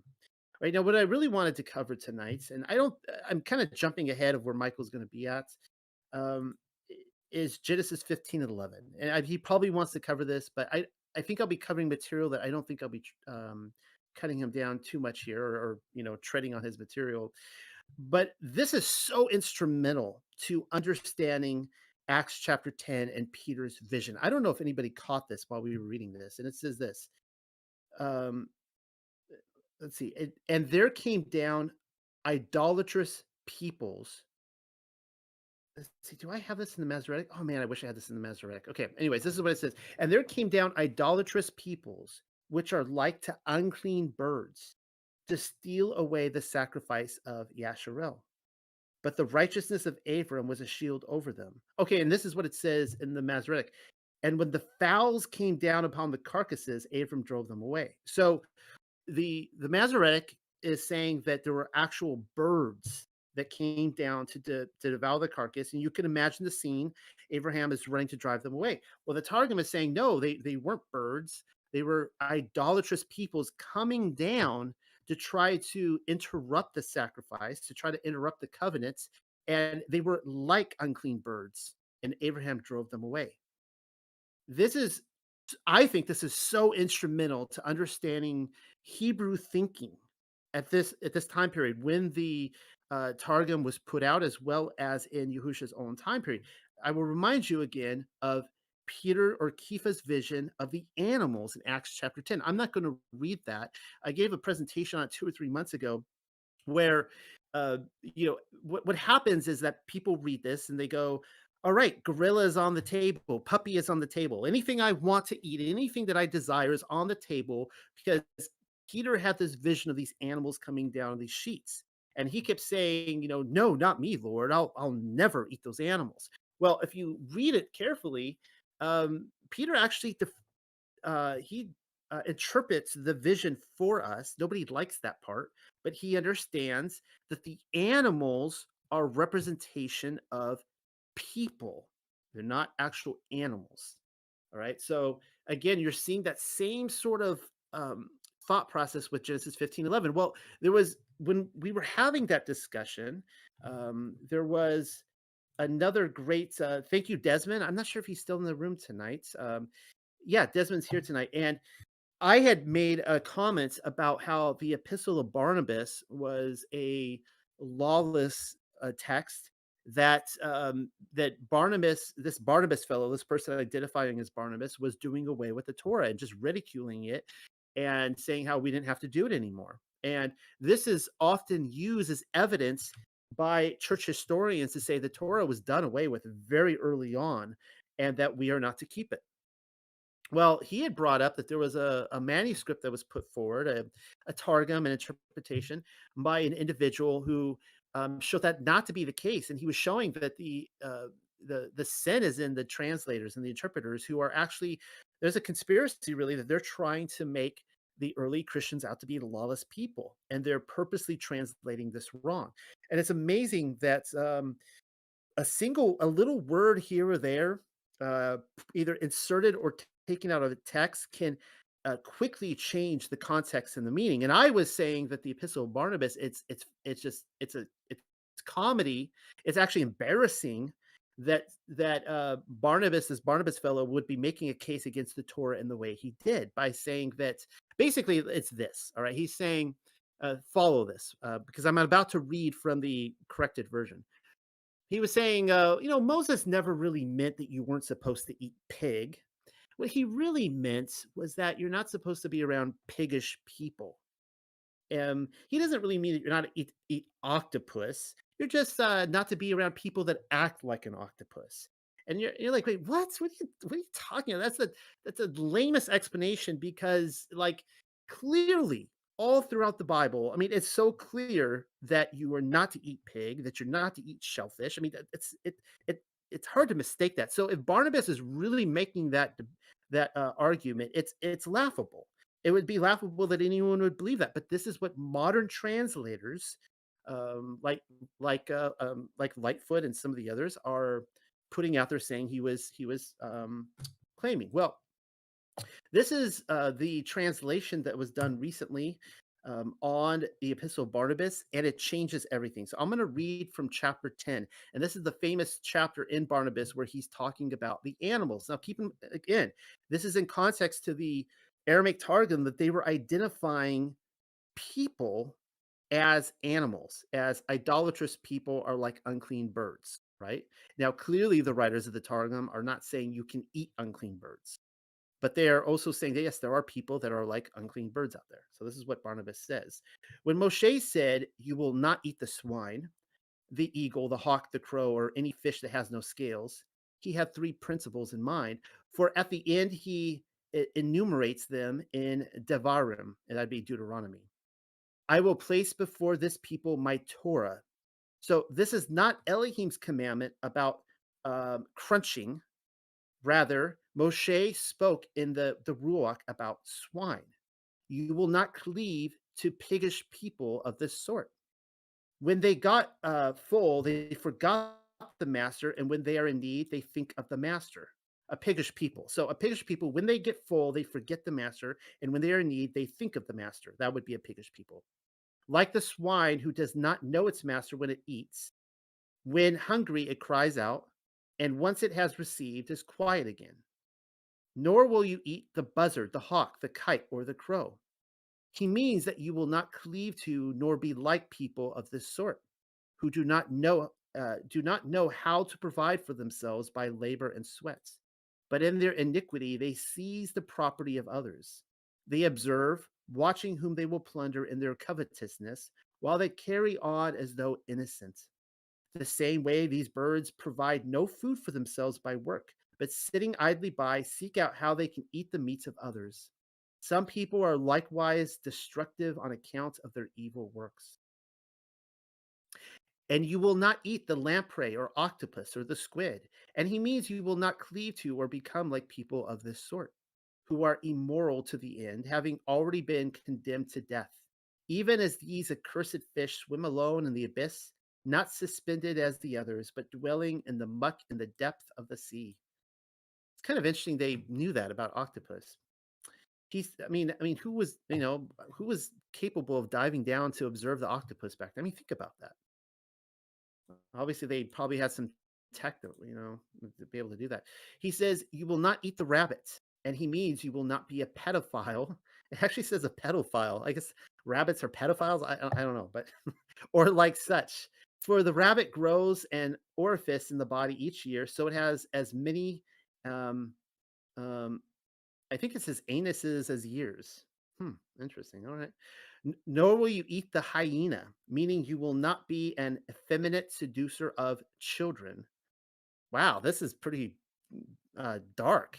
I didn't realize that. So, yeah, so don't be like the hyena, meaning you will not be an effeminate, like I guess, like almost like like a effeminate man, kind of homosexual seducer of children, which we see in libraries across America right now, or a wanton abortive fornicator, abortive fornicator, or any such person, because the hyena's traits change each year, becoming like a male one year and like a female the next. Nor will you eat the weasel, and with good reason. You will not be like those who hear about, who do forbidden and immoral acts in their mouths, for these creatures gush forth into their mouths. So Moshe spoke of these three teachings about food in a spiritual sense. All right. Now, pay attention to this. But the people, in accordance with the lust of their flesh, receive them as being only about eating. Now, what translators will do is they will take that out and they will say that Barnabas is claiming that the people misread Moshe to say they were about eating when it should have been just purely spiritual. No, and he's saying no, where they got it wrong was that they thought it was only about eating and not about the spiritual, that there's a spiritual sense that, they thought that, well, we're not going to eat a pig, but we can still be a piggish people. He's claiming here that, like, effeminate seducers of children, pedophiles, like, this language is so familiar to us. And there's these people he's pointing out, saying they think they're keeping the Torah by not eating these certain foods, but then they act like a pedophile. So, ouch. Tell us what you really think, Barnabas. So Moshe spoke of these three teachings about food in a spiritual sense, but the people, in accordance with the lust of their flesh, receive them as being only about eating. Even David receives knowledge of these same three teachings. He says in like manner, "Blessed is the one who has not gone into the council chamber of the irreverence, even as fish make their way in darkness into the depths, and has not stood in the way of sinners, even as those who pretend to fear Yahuwah sin like swine." Um, that's kind of interesting. There's a lot of people who pretend to fear him, but they just openly sin or privately sin. "And has not sat in the seat of the destructive, even as do the perching birds looking out for booty. But in the end, you do indeed have a complete commandment covering food. For Moshe said, 'Eat everything that is cloven footed and choose the cud.' What does he mean? The cruncher takes food from the muncher, and becoming dependent upon him for food, acts as though he were glad. See how well Moshe discerns the commandment. He means, cleave to those who fear Yahuwah, who walk in his commandments, who have received them into their hearts. Cleave to those who discuss Yahuwah's commandments and observe them." So this is what we should be doing, guys. We ourselves should be cleaving to those who walk his commandments and who spend their time discussing them. And I know that's hard to do. I know that in our lives we are constantly looking for. It is so hard to find anybody who even wants to talk about the Bible. I can't find Christians in my neighborhood or anywhere around here who even wants to talk about the Bible. You start talking about it, and they're just like, "That's weird. This isn't church. Why do you want to talk about that?" I have a guy down the road who's a pastor who you can't get the guy to talk about the Bible. Cleave to those who know that practicing them is a work of gladness. Cleave to them who meditate on the word of Yahuwah. And again, what is the meaning of with cloven hoof? It means that the one who cleaves to righteousness walks in this world, yet cleaves to the expectation of the set apart age to follow. Consider how well Moshe has made this Torah. How is it possible for anyone to recognize or understand these things? No matter. We speak them just as Yahuwah willed, because we have correctly understood his commandments. For this cause, he circumcised our ears and our hearts so we might appreciate them all. So what he's saying is that Barnabas is not doing away with circumcision. He's not doing away with clean and unclean eating. He's saying that if we have a circumcised heart, who has truly circumcised us, then we will understand that there is a spiritual significance well beyond the physical act. That we are to, actually think about the Torah. We're to walk out the Torah, and we're to surround ourselves with people who do the same, and not unclean people. All right. So that's just a really interesting observation there that I read in Genesis. Back to you, Michael. I'm back. Sorry. Okay, so where am I? I was getting ahead, reading ahead. I'm on number 8. So KJV says, and he said, Lord God, whereby shall I know that I shall inherit it? So commentary was talking about this as Abraham was not complaining, but he asked God, through what merit would he inherit the land? And as we will read on, God replied that Abraham and his descendants would merit the land through the atoning sacrifices that Yah would institute for Abraham's descendants, as indicated by the next verse, in which God said, take me a heifer of 3 years old. And so number 9 says, and he said unto them, take me a heifer of 3 years old, and a she-goat of 3 years old, and a ram of 3 years old, and a turtle dove, and a young pigeon. Palestinian says, and he said, bring me oblations, and offer before me a heifer of 3 years, a goat of 3 years, a ram of 3 years, a dove, and a young of pigeon. So word study on that word heifer, I thought it was interesting. So Jeremiah 46 says, make your baggage ready for exile, daughter living in Egypt. For Memphis will become a desolation. It will be destroyed and deprived of its inhabitants. Egypt is a pretty heifer. And then Hosea 10 says, number 11, Ephraim is a trained heifer that loves to thresh. But I will come over her fair neck with a yoke. I will harness Ephraim. Judah will plow. Jacob will harrow for himself. So with a view to righteousness. So I just thought it was interesting that he's taking a heifer in this kind of covenantal sacrifice, and then Egypt was a heifer. Ephraim was a heifer. So there was a midrash deduced that Yah showed Abraham 3 kinds of bullocks, 3 kinds of goats, 3 kinds of rams that Abram's descendants would need to sacrifice. What do you guys think about this? 3 kinds of bullocks, and they give verses. The 3 kinds of bullocks were the bullocks in Leviticus 16, where the Israelites were sacrificed on the Day of Atonement. The bullock for unwitting transgression of the law, Leviticus 4, and then the heifer whose neck would require the Israelites to break in Deuteronomy. 3 kinds of goats that they would sacrifice on festivals during the new moon or Rosh Chodesh, and for an individual to bring Leviticus 4 for unknown sin again. 3 kinds of rams, guilt offering of certain obligations, guilt offering of doubt, and for a lamb to be brought by an individual. I think it's true, but I thought that was interesting. And so also, there's similarities between this passage and then Leviticus 1. So they both had herd creatures and a heifer. They both had flock creatures, sheep, goats, and a female goat and ram. They both had turtle doves, pigeons, turtle doves, and young birds. I just thought it was interesting that this is Abraham's covenant, and he's still doing somewhat of a sacrifice, kind of like foreshadowing the Levitical, and then okay, number 10, it says, and he took unto him all these, and divided them in the midst, and laid each piece one against the other. But the birds divided he not. And so this was cool. Let's see. So in ancient Near East royal land grant treaties, I've talked about those, the grant treaties a few episodes ago. This type of ritual was done to seal the promises made. Through this blood covenant, Yah was conforming primarily 3 promises he made to Abraham. The promise of heirs of land and blessings. A blood covenant communicated a self-maledictory oath. The parties involved would walk the path between the slaughtered animals to say, may this be done to me if I do not keep my oath. And this wasn't the first time. There was another type of covenant like this in Jeremiah 34. This was not good. So Therefore, this is what the Lord says: You have not obeyed me in proclaiming release, each one to his brother and each to his neighbor. Behold, I am proclaiming a release to you, declares the Lord, to the sword, to the plague, and to the famine. I will make you a terror to all the kingdoms of the earth. I will give the people who have violated my covenant, who have not fulfilled the words of thy covenant, which they made before me, when they cut the calf in two and passed between its parts. So what do you guys make about that? So Yah wasn't involved. It's almost like they knew what happened with Abraham, and they tried to force a covenant, and Yah wasn't a part of it. So I thought that was interesting in Jeremiah. Same kind of thing, but they did it in their own eyes because they weren't obedient. They violated the covenant. Some more on this covenant process.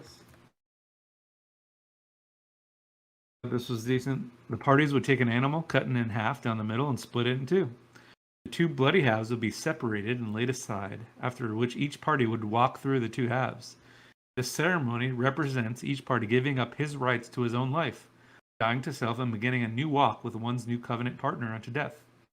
Each half of the animal represents one of the covenanting parties, and by walking through the middle, each party was saying, God, do so to me if I ever break this covenant. Just split me right down the middle. Feed me to vultures. What do you guys make about that? I will do... This will be my last one, and I'll hand it to Noel, number 11. Actually, I'll do 11 and 12. So 11 says, and when the fowls came, this is what Noel was talking about with Peter's vision. I'm not going to go there, so that was good that he did that.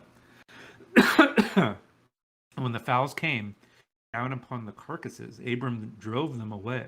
And so Jerusalem Targum, I'm going with Jerusalem this time. It was a little bit different. And when the birds descended, they came not nigh the divisions. Those birds are unclean fowl, and those unclean fowl are the kingdoms of the earth, which are worshipper of idols, and which counsel evil counsels against the sons of Israel. But the integrity of the righteous, Abram, hindered them. Okay, so what does Jubilees have to say about this? What's that? Linen talk in there. I love that. So, and the seed time came for the sowing of the seed upon the land. And they all went forth together to protect their seed against the ravens. And Abram went forth with those that went, and the child was a lad 14 years. A cloud of ravens came to devour the seed, and Abram ran to meet them before they settled on the ground, and cried to them before they settled to devour the seed, and said, Descend not, return to the place whence ye came. And the ravens proceeded to turn back, and he caused the cloud of ravens to turn back that day 70 times. And all the ravens throughout all the land where Abram was there settled there so much as one. And all who were with him throughout all the land saw him cry out, and all the ravens turned back, and his name became great in the land of Chaldees. So KGV just says, and when the fowls came down the carcasses, Abram drove them away.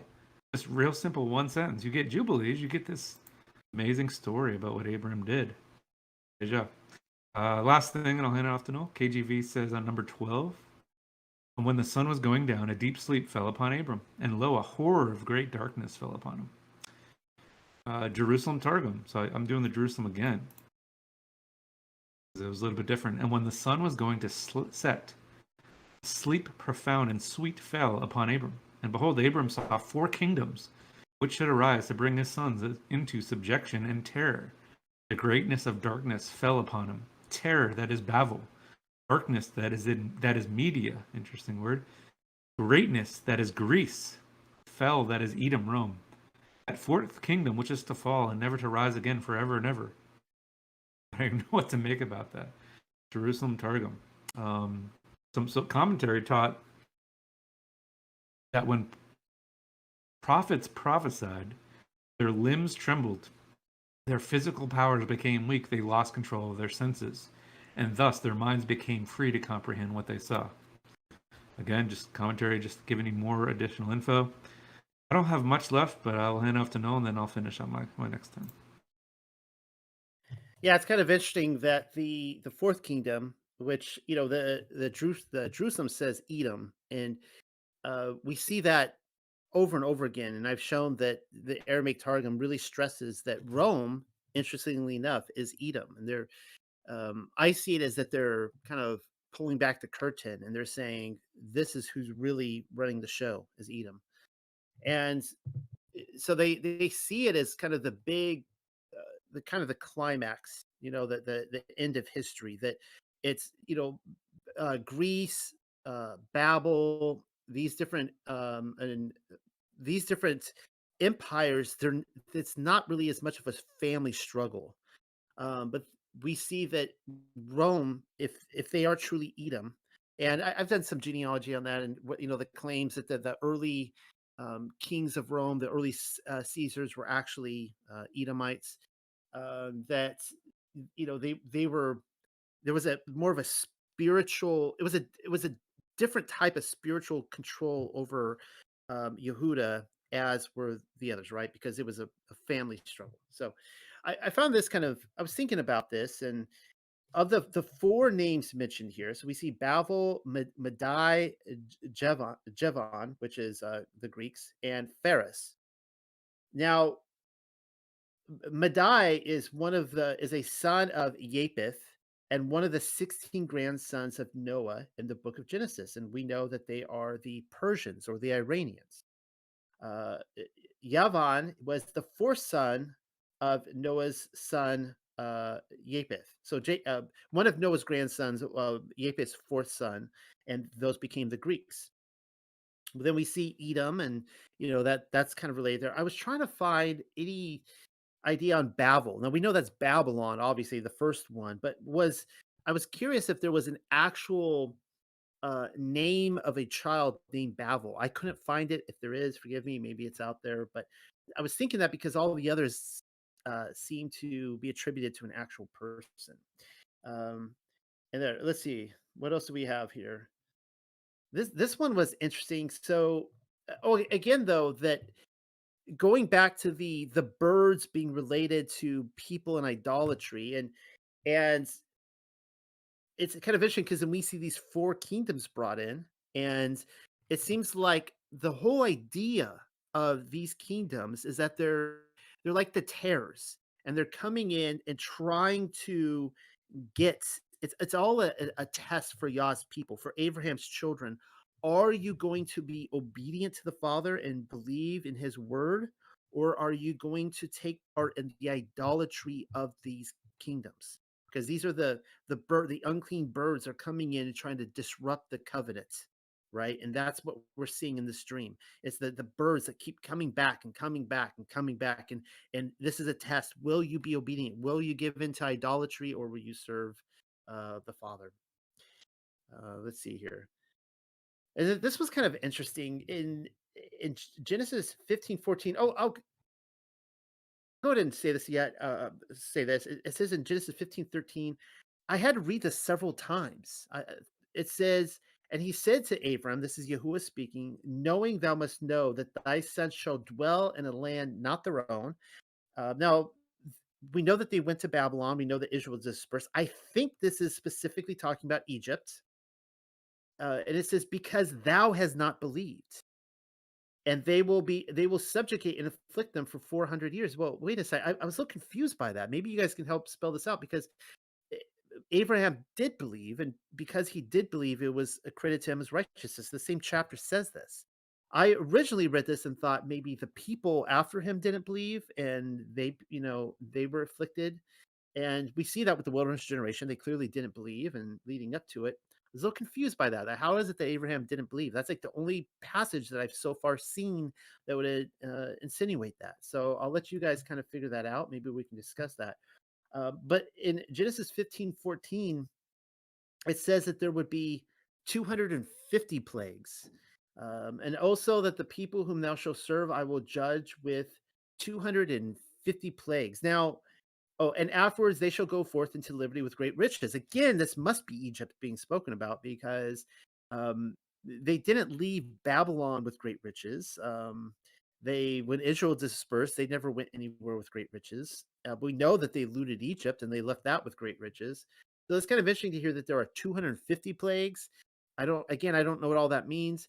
In the book of Jasher, we know that of course there were 10 plagues. In the book of Jasher, they have added plagues, one of which is a very trippy creature that comes out of the Nile, and like it's like this giant, and it like like lifts up the rooftops and reaches in and grabs people, and they're all shrieking. It sounds like a horror film. Um, I'll leave that up to you guys to discuss that as well. I'm going to close on this, and then I'll give Michael the closing commentary. In Genesis 15:16, we see that uh, in the fourth generation of thy sons, they will return hither to inherit. So the children of Israel will you'll come back and get the land because the guilt of the Amoray is not yet complete. Well, that's interesting. The Amoray, of course, are the Amorites, and so it seems to be that there's two things going on. Like Yahuwah is like, okay, they're not gonna get the land right away because of like this lack of belief. They're gonna go down to Egypt. But also they're not getting the land right away because the Amorites who are here in the lands, their sins have not the guilt of their sins has not reached its fullness yet. I'm not ready to punish them yet. That's kind of interesting how that works. And now, in the earliest Sumerian texts, all Western lands beyond the Euphrates River, including the modern Levant, were known as the land of the Amorites. So that's kind of interesting. The term Amorites is used in the Bible to, I'm getting this right here from Wikipedia. The term Amorites is used in the Bible to refer to certain highland mountaineers who inhabited the land of Canaan, described in Genesis as descendants of Canaan, the son of Ham. So it's the land of Canaan, but it's also the land of the Amorites. They are described as a powerful people of great stature, like the heights of the cedars, according to Amos 2:9, who had occupied the land east and west of the Jordan. Remember now, they're west of the Euphrates. So the Amorites are a mountainous people all through that region.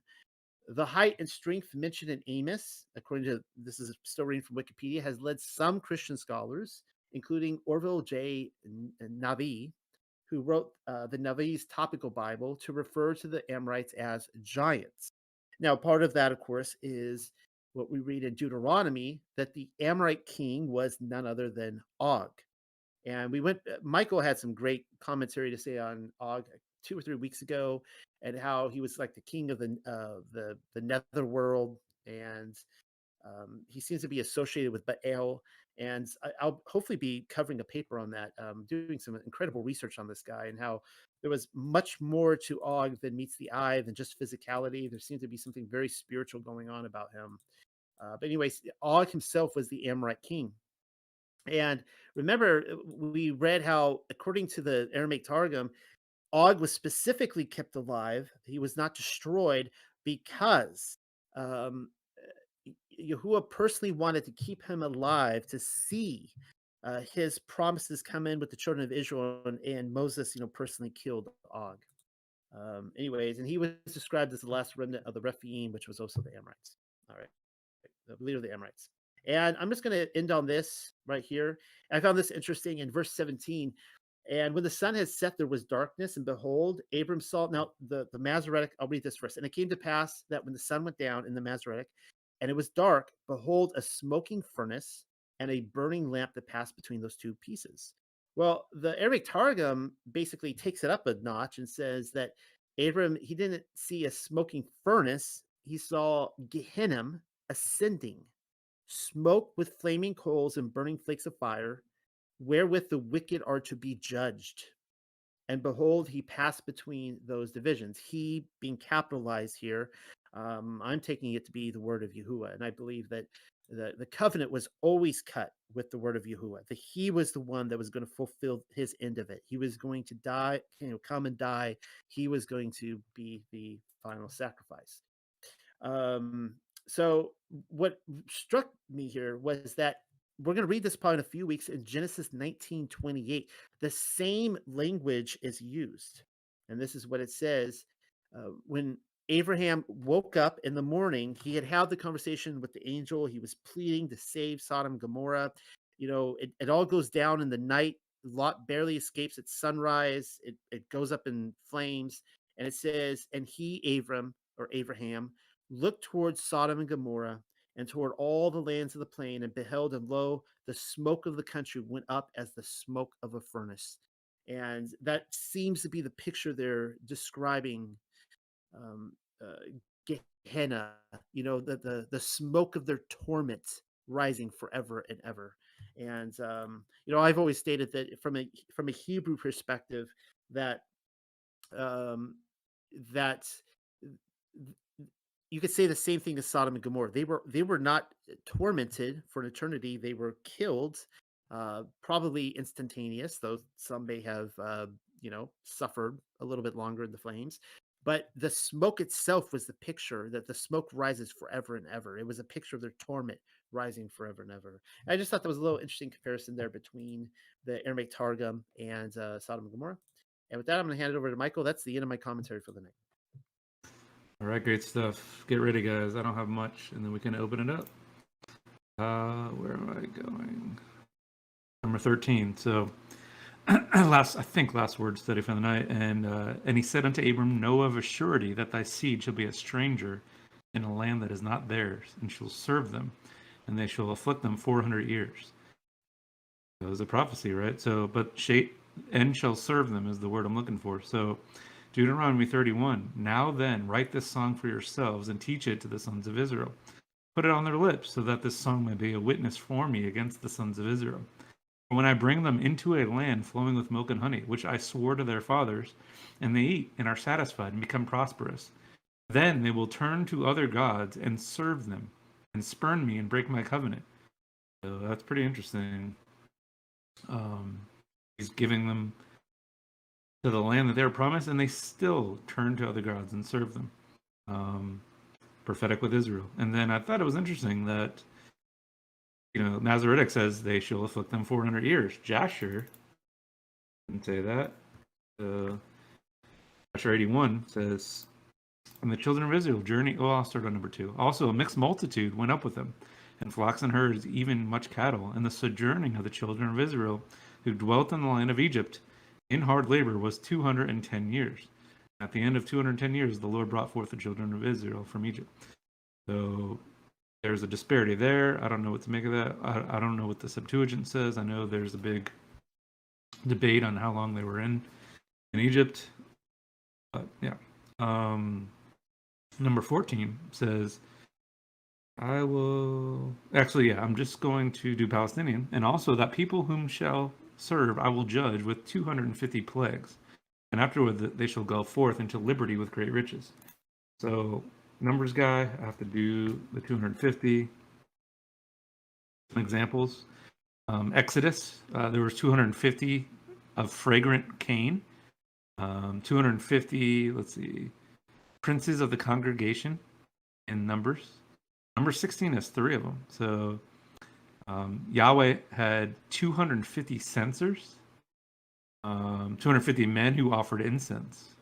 And finally, Ezekiel, the city had 250, it looks like. So I thought that was cool. What do you guys make about that? The 250 that the Targum talks about, I will judge with 250 plagues. And then you see all these 250s as well. 2 more. So number 18, Palestinian says, in that day the Lord ordained a covenant with Abram, that he would not judge therein his sons, but he would deliver them from the kingdom, saying, to thy sons will I give this land, from Nilos of Mitzrayim unto the great river, the river Pharaoth. So, or Euphrates in the KJV. So commentary said that Genesis 15:18, Deuteronomy 1:7, Joshua 1:4, call the Euphrates the great river because it encompasses the land of Israel. They notated that at the creation of the world, the Euphrates was not designated great, with the 4 rivers. But it is called great because it encompasses the land of Israel, which Deuteronomy 4:7 calls a great nation. But that was interesting. It wasn't mentioned as great in Genesis, but then, or earlier on in Genesis, but now it is. And finally, real quick, the 21, and the Amorites, the Canaanites, and Girgashites, and the Jebusites. And then Jerusalem Targum literally just says, and the sons of the east. And we've talked about it multiple times in the Targum and this Genesis, that if you're going east, you're walking away from the covenant. And so I thought how the Jerusalem Targum just straight out says it. They just went east. They're the sons of the east. I want to be that. So I'll end it there. That's all I have for 15. Hope you guys enjoyed both Noel and us, and we'll open it up, I guess.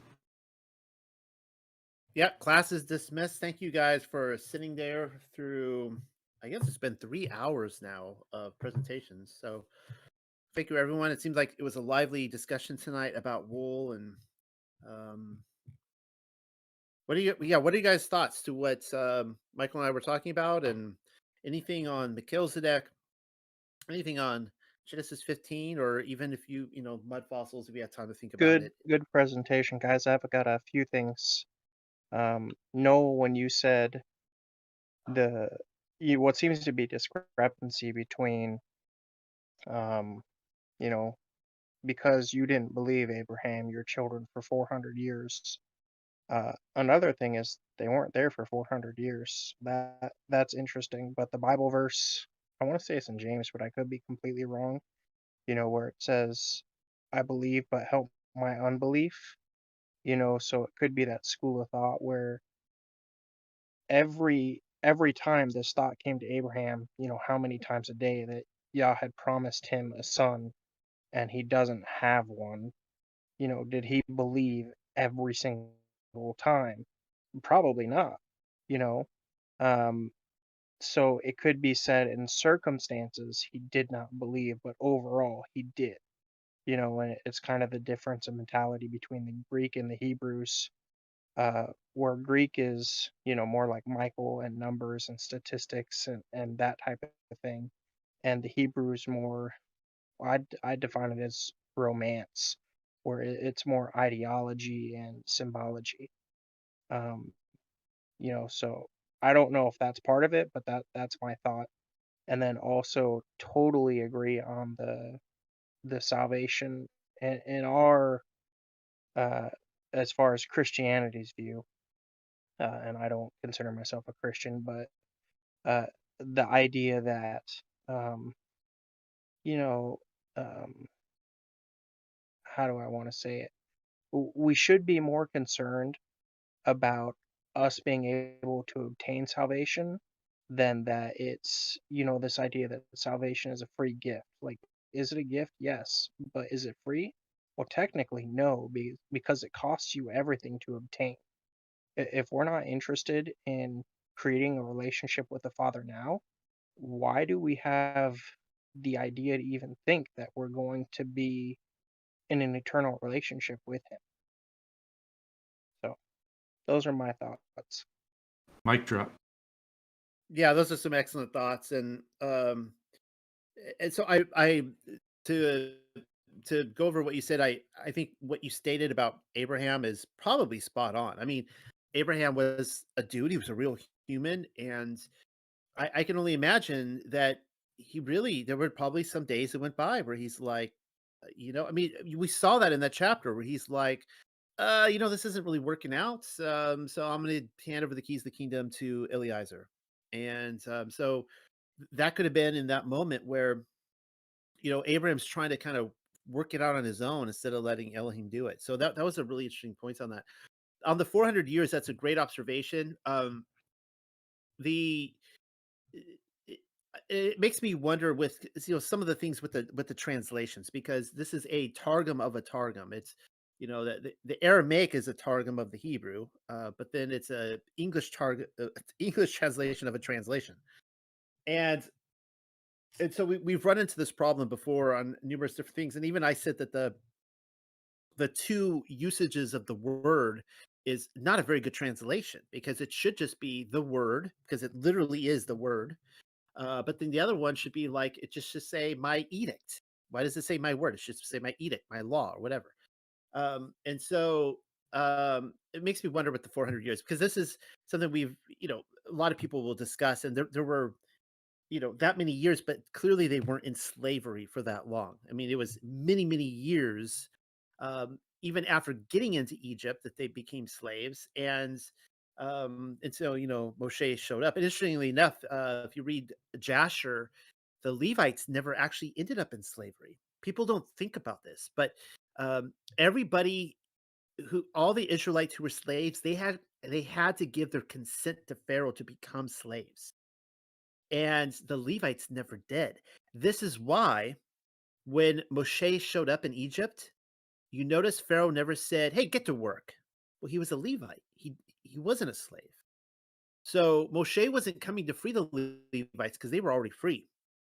Most people don't put that together. Aaron as well. He wasn't out there working the fields. He was a Levite. And it's just like that today, that where we give our consent to be slaves. And the last thing you said was spot on too, with our salvation and the free gift and all that. And it's really hard to have a conversation with Christians on this, because almost everyone I talk to, they're like, as soon as I talk about his instructions in righteous living, however I phrase it, sometimes I'll say Torah, sometimes I'll say the law, sometimes I'll say instructions in righteous living. I'll try all these different these words on people, and as soon as their alarm bells go off that he's talking about works-based religion, they'll be like, oh, but Jesus, he's our salvation. And I'm like, well, what does that mean? What do you mean he's your salvation? They can't really take it beyond. They're just trained to think, well, he did everything for us, so we don't have to do anything. That's all that means to them. And that's clearly like no reading of the Bible should ever bring anyone to that conclusion. But it's just how people are trained with like these rose shaded glasses to read scripture. So good stuff.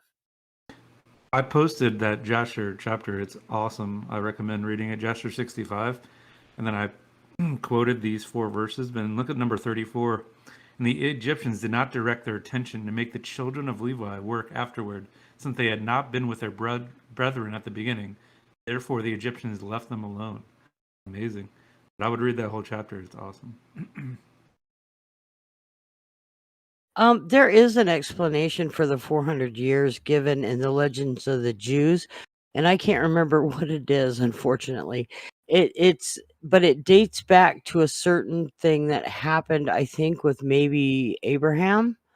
And it was from the time of something till they left, and I can't remember what that first event was, but I'll see if I can't look it up. Yeah, the 400 years was kind of it was almost like a generic phrase that referred from Abraham to Moshe leading them out. And so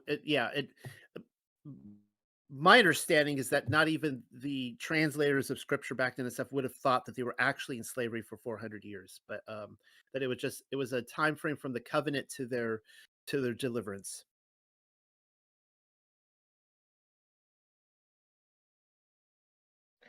So I had a few comments, and I was really fascinated by the Melchizedek part. I've been studying that recently, but I made some notes here. But the first comment goes right along with kind of what we were talking about in the chat too, about the frequency of the garments and linen and stuff. But where the part with Noah's brother, I believe his name was Ner, and his wife, when they put her in the black garments.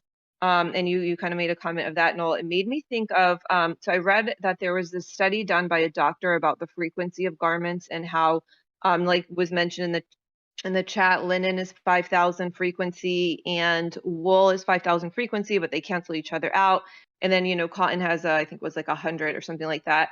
And for our bodies to be healthy, I think it has to be like the higher the frequency, the better, but anything less than, I can't remember the exact number, it was 100, 200, starts giving us a negative health kind of like it starts affecting our health negatively. Well, one other thing that I saw there, a comment from what the doctor's study was, and I can try to find this and share it with the group so you guys can all see it, but was that anything with the color black, any fabric, didn't matter, had a 0 frequency, which I thought was interesting. I'd seen other frequency studies, but that was the first time I heard that. So obviously, it's something, I don't really know how we would even test that, but it's just kind of stuck with me. And I've actually tried to stop wearing black since, like even I have black linen things, but that's what made me think of when I heard your comment about that they put her in black and then they ended up changing her. And I think a lot of times in modern society, we think they were, they didn't know much back then, but I think it's the opposite, where they were much more advanced and, knew much more than we do now. So perhaps that's true. And perhaps they knew that, and putting her in a 0 frequency fabric maybe was because she did something that they thought was shameful, perhaps. And then they changed her out of it when they realized otherwise. Just kind of a thought.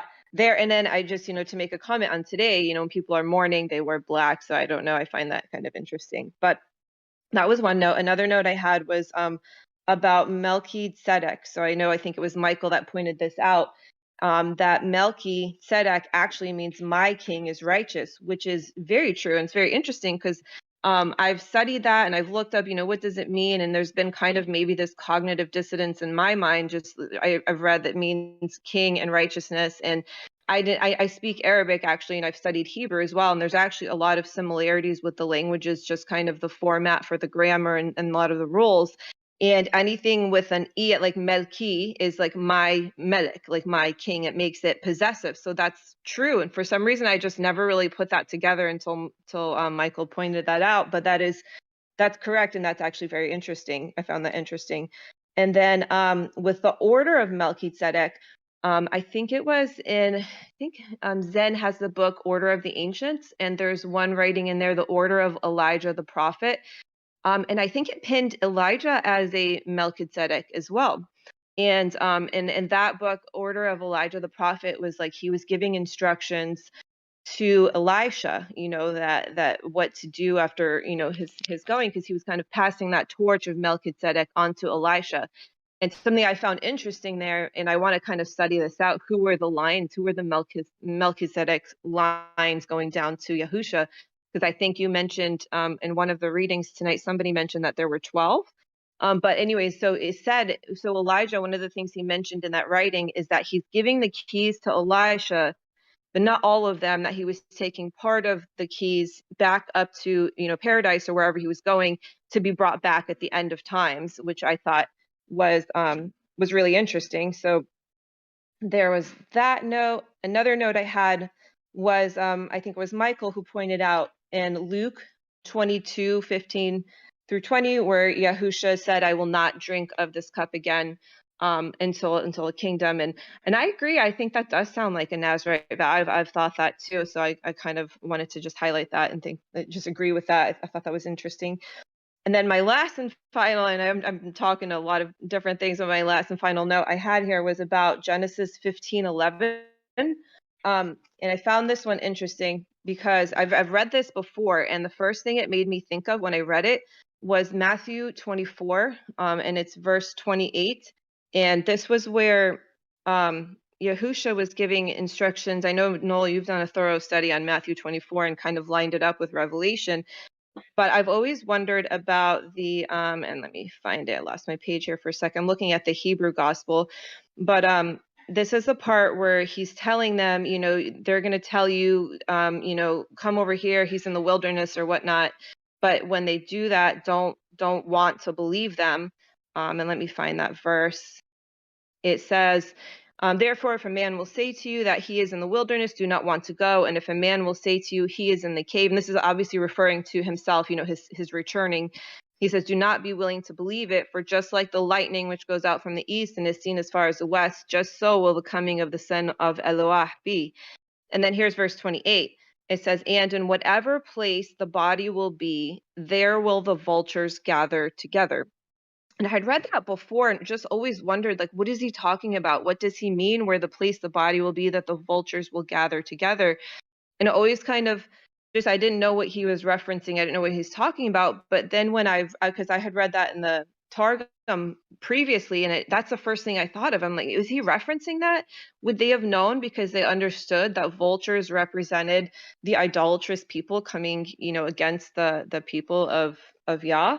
Perhaps is that a reference to that? And then it made me think of, I know this was most likely fulfilled with his, second coming, but does this also have to do with, the final battle where Satan gathers everybody? And, can we take that to ourselves to say, well, wherever the vultures gather, that's where the body will be, that's wherever Satan's, clearly, obviously we're told he's going to gather and go fight against the camp of Yah. So obviously wherever they gather, that's where it's going to be. But I just found that kind of interesting. Like perhaps that's what that's pointing to as well, the Matthew 24:28.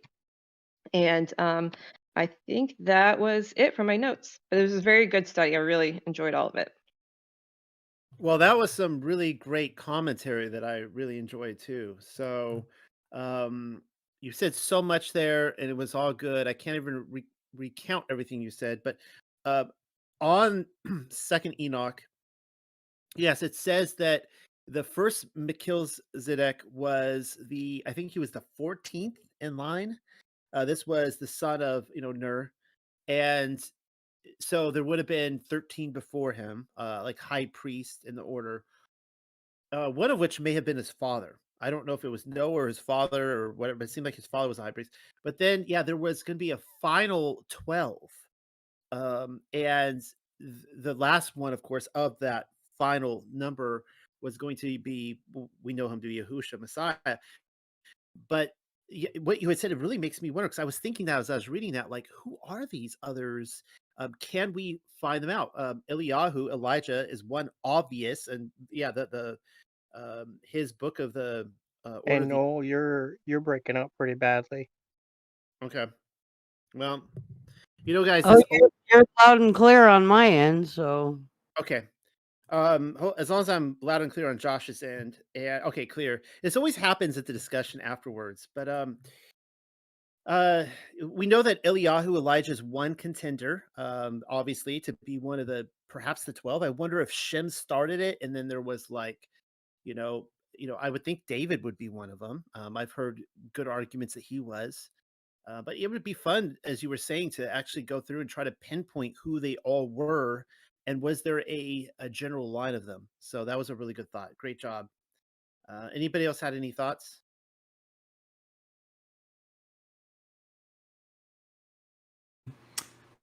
I have to ask, no, what'd you think of the wisdom in that order of Melchizedek? I thought that was awesome. If you remember, I can post the verse if you don't recall it. I remember you talking about it, but post it again.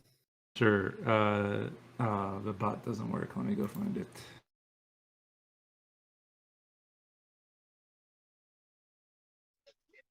While he's looking for that, I had thought about, when you were speaking on Abraham shooing away the birds and all that. I was always on the understanding that Yahweh had put Abraham to sleep. I guess I don't know if that was like a Christian doctrine that I'd had, or that's what it says in like the regular word, that he was kind of put into a trance. I do know that it does say that he was shooing away the birds, but I just thought that was really interesting when you were reading that this evening, that all that whole thing about him with the chasing all that stuff away. I thought that was really interesting.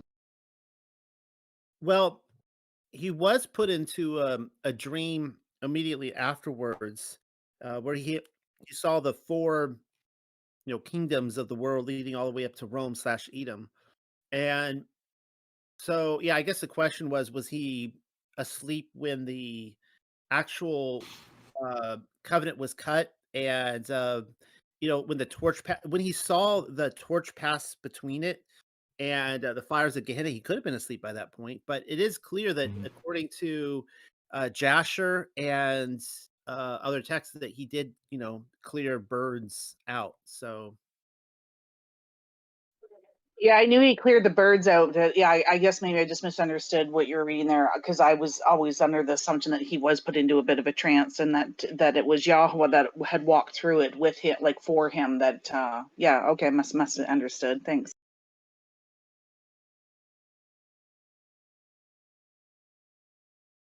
So so Michael, I'll read what he posted here. And what is the actual book reference here to this?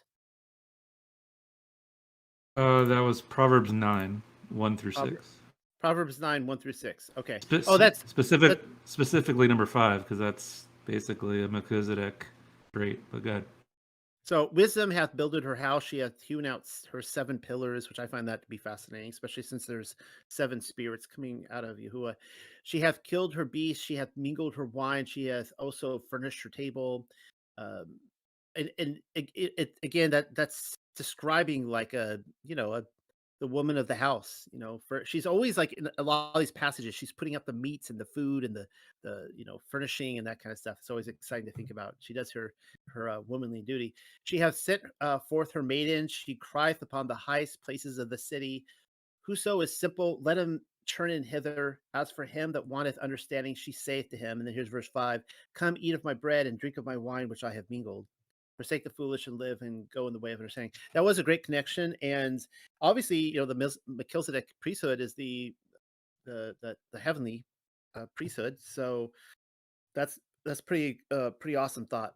And but I'm just going to reiterate this, not probably where Michael was wanting to go with this, that people speak, they think of, I don't always know how people think of the Holy Spirit or the Ruach HaKodesh, but you get these descriptions of the Ruach HaKodesh in heaven, and she's like setting out dinner plates.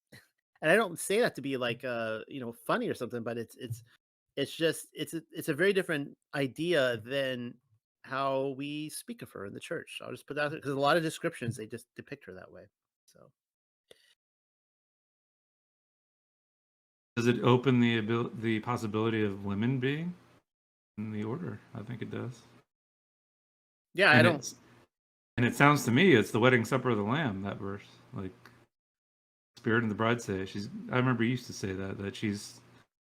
Yeah, you see the father is sending out the invites, and the wisdom is the one. She's getting all the servants out. She's getting the best meats, the best wine. She's getting all ready. She's so excited for this, and she wants all her children to come in and participate. She doesn't send out the invites. The father sends out the invites, and as you guys know the parable, the prophets were killed off, and finally the king sends his own son and they kill him off. But yeah, that's it. It's again, it's just a very, very different way than that has really changed my thinking about the Ruach HaKodesh when really digging into those and seeing her as wisdom. Yeah, as you were saying, Mary, most of the church make her masculine. They're three dudes in heaven. As above, so below.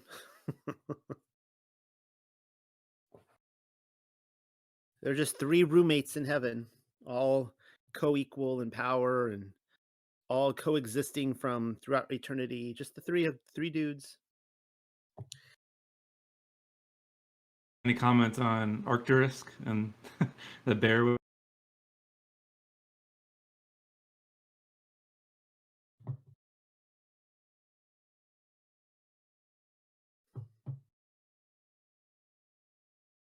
Well, I will say, guys, I'm really encouraged by the notes that were taken, and some of you who had commented. That really is encouraging, and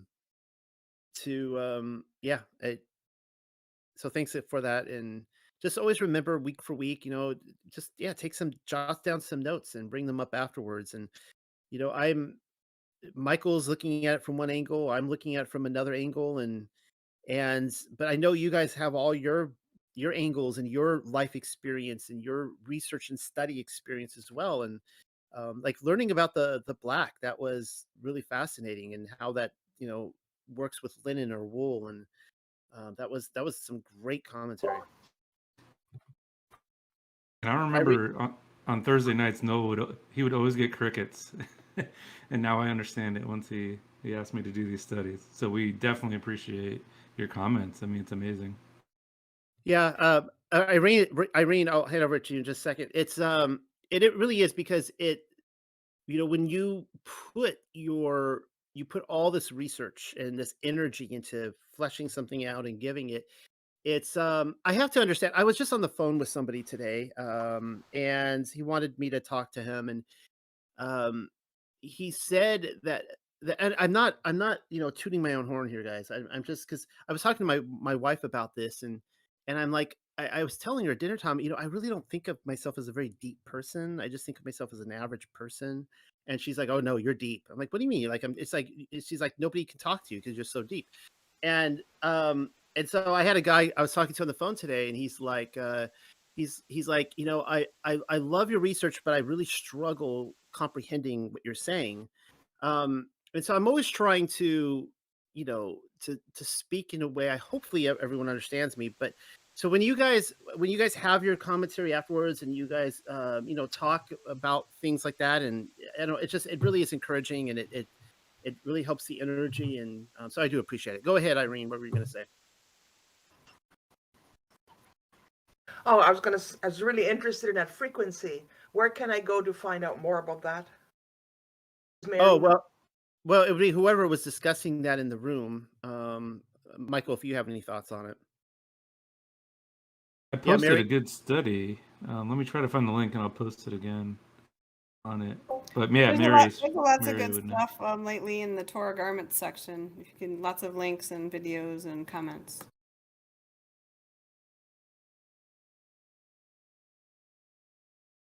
There's I don't know also where, a group, I don't know where to get that. on Facebook. Yeah?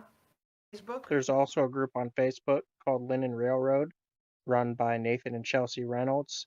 They don't like to talk about the whole frequency thing, but they do provide resources to be able to find linen, and they even give away linen for free as well. I didn't get the reference to where I go on Facebook. It's What do I called type the Linen Railroad. It's a group on Railroad. Facebook. It's a private group, but you can look it up. The Linen Railroad. Okay, it'll show up, huh? Okay. And I wanted to type something, but I don't know where to type if I wanted to ask questions other than using the microphone. Well, okay, so if you want to ask questions, so right now you are in the voice chat room. Right Okay. above the voice chat room, there is the general voice chat, and that is where people are writing all throughout the talk, and they're having conversations. So you can just go in there, drop a question, and either Michael or I usually see it. Sometimes we miss them because people are typing so fast, but which is great. It's great to see lively conversations in there. So just go to the room right above this, and that's where we discuss or talk. Well, sometimes I'm dropping comments in there too. I did see it with the general voice before, but now I don't see it on the side panel. Isn't that weird? I like to practice even now, but I don't know where to go. I don't see it. I see voice connected, it says.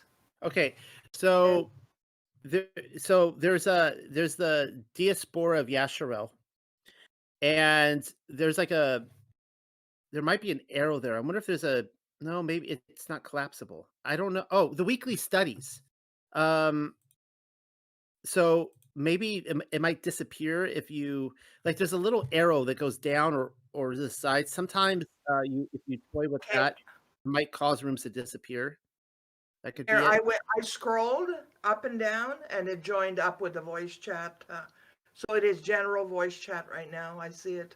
Okay. I had to scroll it. Okay. Sorry, I'm not very good at navigating here, so thank you for that. So what I do, just click on general chat and then General voice chat, and then type out what you want to say. oh, there it is. Oh my goodness. No problem. If you can send me those links or that, because when you send me links, I don't know where to retrieve them. Like, where do you send it so that I could see? Last week I tried to get on the Holocaust, and I don't know if you posted it or not, but I don't know where to get it. Oh, well, I haven't. I'm like a couple weeks behind. I haven't even got into the Holocaust piece yet, and yeah. So Irene, so if anybody wanted to drop anything, I messaged her. I just sent the link in a message, so she should be able to get that. okay. So Irene, maybe you can see where your private messages are in Discord, and Michael sent you some information. Yeah, she had written here know where to today, and I wrote her back and told her it would be on BitChute soon, and I gave her a link to the BitChute. She may not know how to get back in there. Just go check your messages, and it's all in there already, Irene. There. I'm laughing because I don't know where is. Okay, I can see where I can write the message, but I don't know where anybody wrote me anything. Well, I'm not great at explaining tech stuff.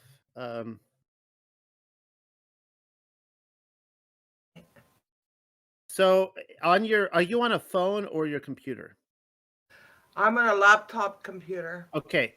So if it's anything, because I'm obviously on my computer right now. If it's anything like mine, there is it almost looks like Mickey Mouse's shorts. So it looks like, it always reminds me of Mickey Mouse's shorts with like two like buttons in there. But it's the top button and it says direct messages. So you're obviously able to get to the unexpected cosmology because that's that one button you push. But up on the very top left, there's a circle and it says direct messages if you scroll your mouse over it. And then if you click on that, you're going to see a list of people who have written you. They should all come up and you'll see if they're online. Like I see Rebecca is online right now. She's got a green light. And you could click on that and you'll see what she wrote.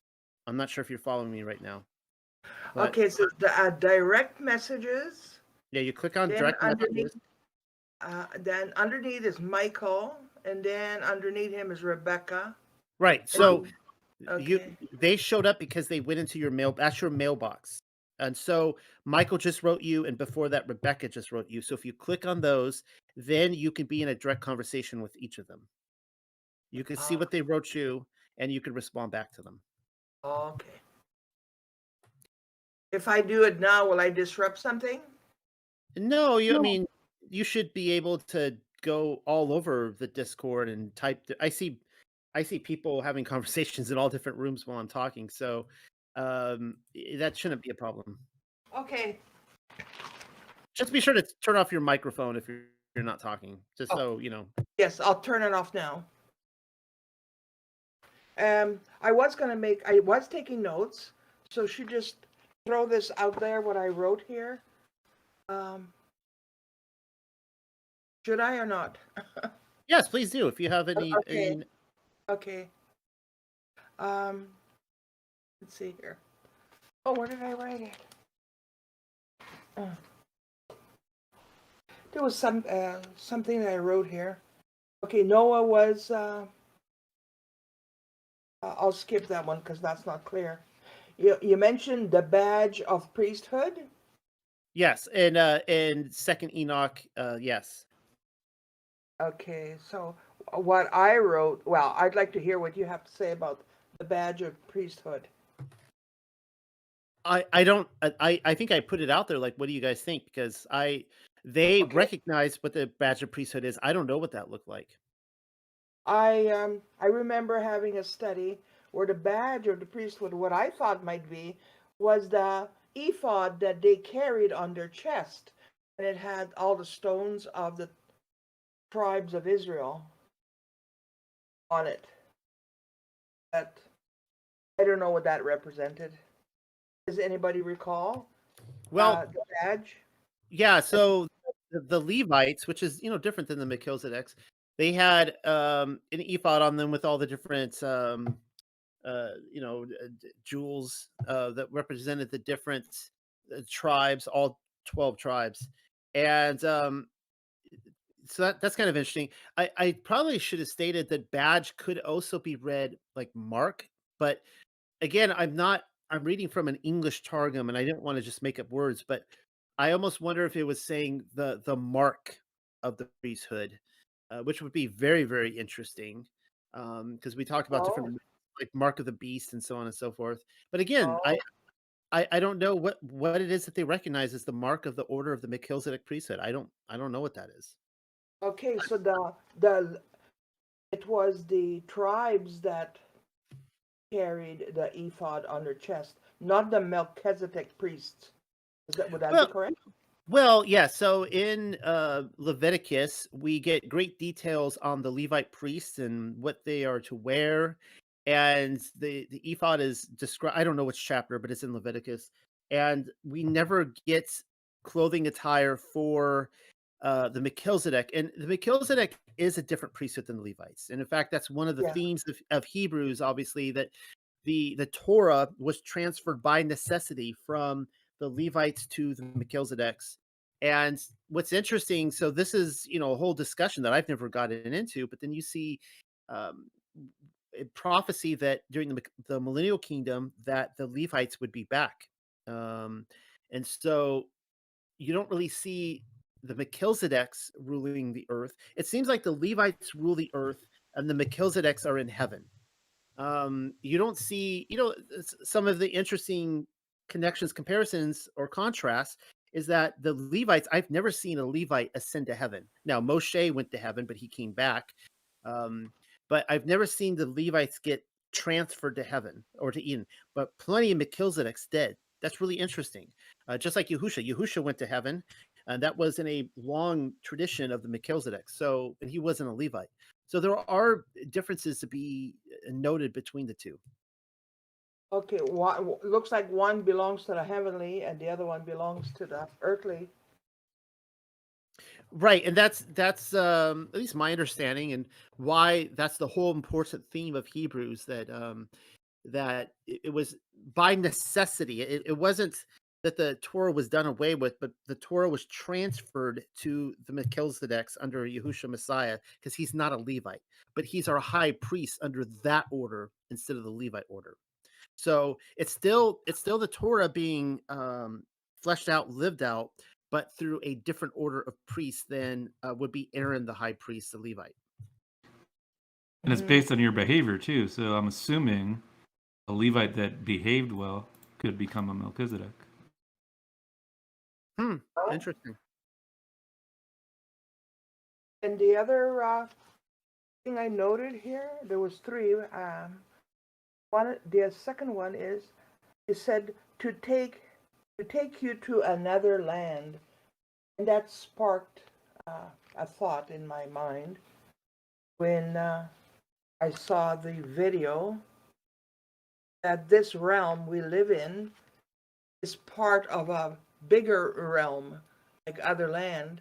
And then I think you said there was probably Jerusalem or Israel is not even on this realm.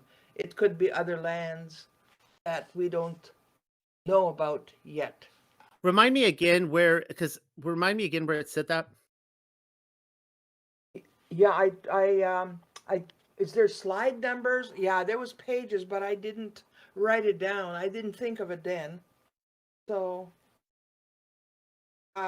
what I'm asking you to take you to another land, where you spoke about it, on what page that was? Is that what you're asking me? Was it the Genesis presentation or the I think it was no, the earlier one. the mud fossil? Okay, that oh man, that I remember saying that line, and I want to get the context of that down right, because yeah, that has my interest as well. And I was thinking a lot about that. Was the context, was it Moshe?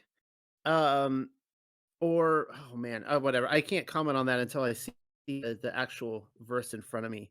But I've been thinking a lot about that, because in Deuteronomy we finished our Torah portions today, and which is exciting, and we finished our fourth cycle going through it as a family. And the last chapter, particularly in the Targum of Deuteronomy, chapter 30, I think it ends with 33. Well, it might be 34, but the sacred number 33. And it talks a lot about the millennial kingdom in there. And interestingly enough, I was looking at it, it never says that Israel is going to inhabit the millennial, that actual land, the millennial kingdom. I thought that was really interesting. And it talked about Moses saw, like, I think, another land. I'd have to go back into it again, and I need to really study it out, because you guys know my thoughts on that. But I think you guys probably do that. The land changed. It changed in the Millennial Kingdom, that it was not the land of Israel anymore. That Yah divorced that land. So, You're muffled a bit. And I can't hear you. Sorry, you're a bit okay. muffled.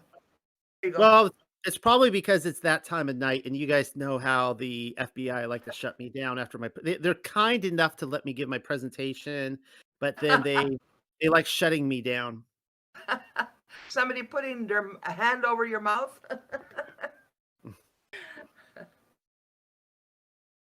Anyways, thank you for all that, all those notes. Thank you. Okay, thanks. Hey, I'd like to ask you a question, Noel, about did you mention Or was it, well, Michael was reading where there was something about uh, Abram and Nimrod, like they had interaction or they existed at the same time? I thought that they were separated by a long period of time. Okay, so there's two proposed timelines put forward in the Bible, and it's going to depend on what version you're reading. If you are reading from the Greek LXX, which basically nobody reads from today, at some point in history, the church decided they were no longer going to go by the LXX. They decided they were going to go by the Hebrew Masoretic. And the Hebrew Masoretic, which is the youngest of all translations, um, it puts forward a timeline which would state, like, if you've heard people say that we're like right around the year 6000 of history, that's because the Masoretic deems it so. According to the LXX, the timeline put forward was that it's my timeline I'm going with that I feel is the most accurate, is that Messiah arrived in the year 5500, and that in the year 6500 years later the millennial kingdom came in. Now, um, according to the Masoretic, Yahushua Messiah arrived around in the year like 4000. So right there you have a discrepancy of about 1500 years that are separated. That's a huge difference. And so the Masoretic actually will cut out, like, I think it's Shem's grandson. They cut him out. They do some cheats. And according to the Masoretic timeline, I think Abraham arrived like 400 years after Noah's flood or something in the whereabouts. Whereas in the LXX, he arrives about 1,000 years after the flood. So huge difference. So that's one of the things that are hotly debated, because if I'm saying the LXX is correct, how in the world could Abraham coexist with Nimrod? Well, How if Nimrod was a Nephilim, then he probably lived a long time, right? precisely? Okay, so there's, as I have pointed out, there are three players. Okay, so my obviously, however you look at this, somebody came in and said we are no longer going with this timeline. Either the LXX is correct or the Masoretic is correct. Interestingly enough, there are a bunch of books that all agree with the LXX, and then there are a bunch of books that agree with the Masoretic. The thing is, though, is that all the books that agree with the LXX, all the timelines are precise.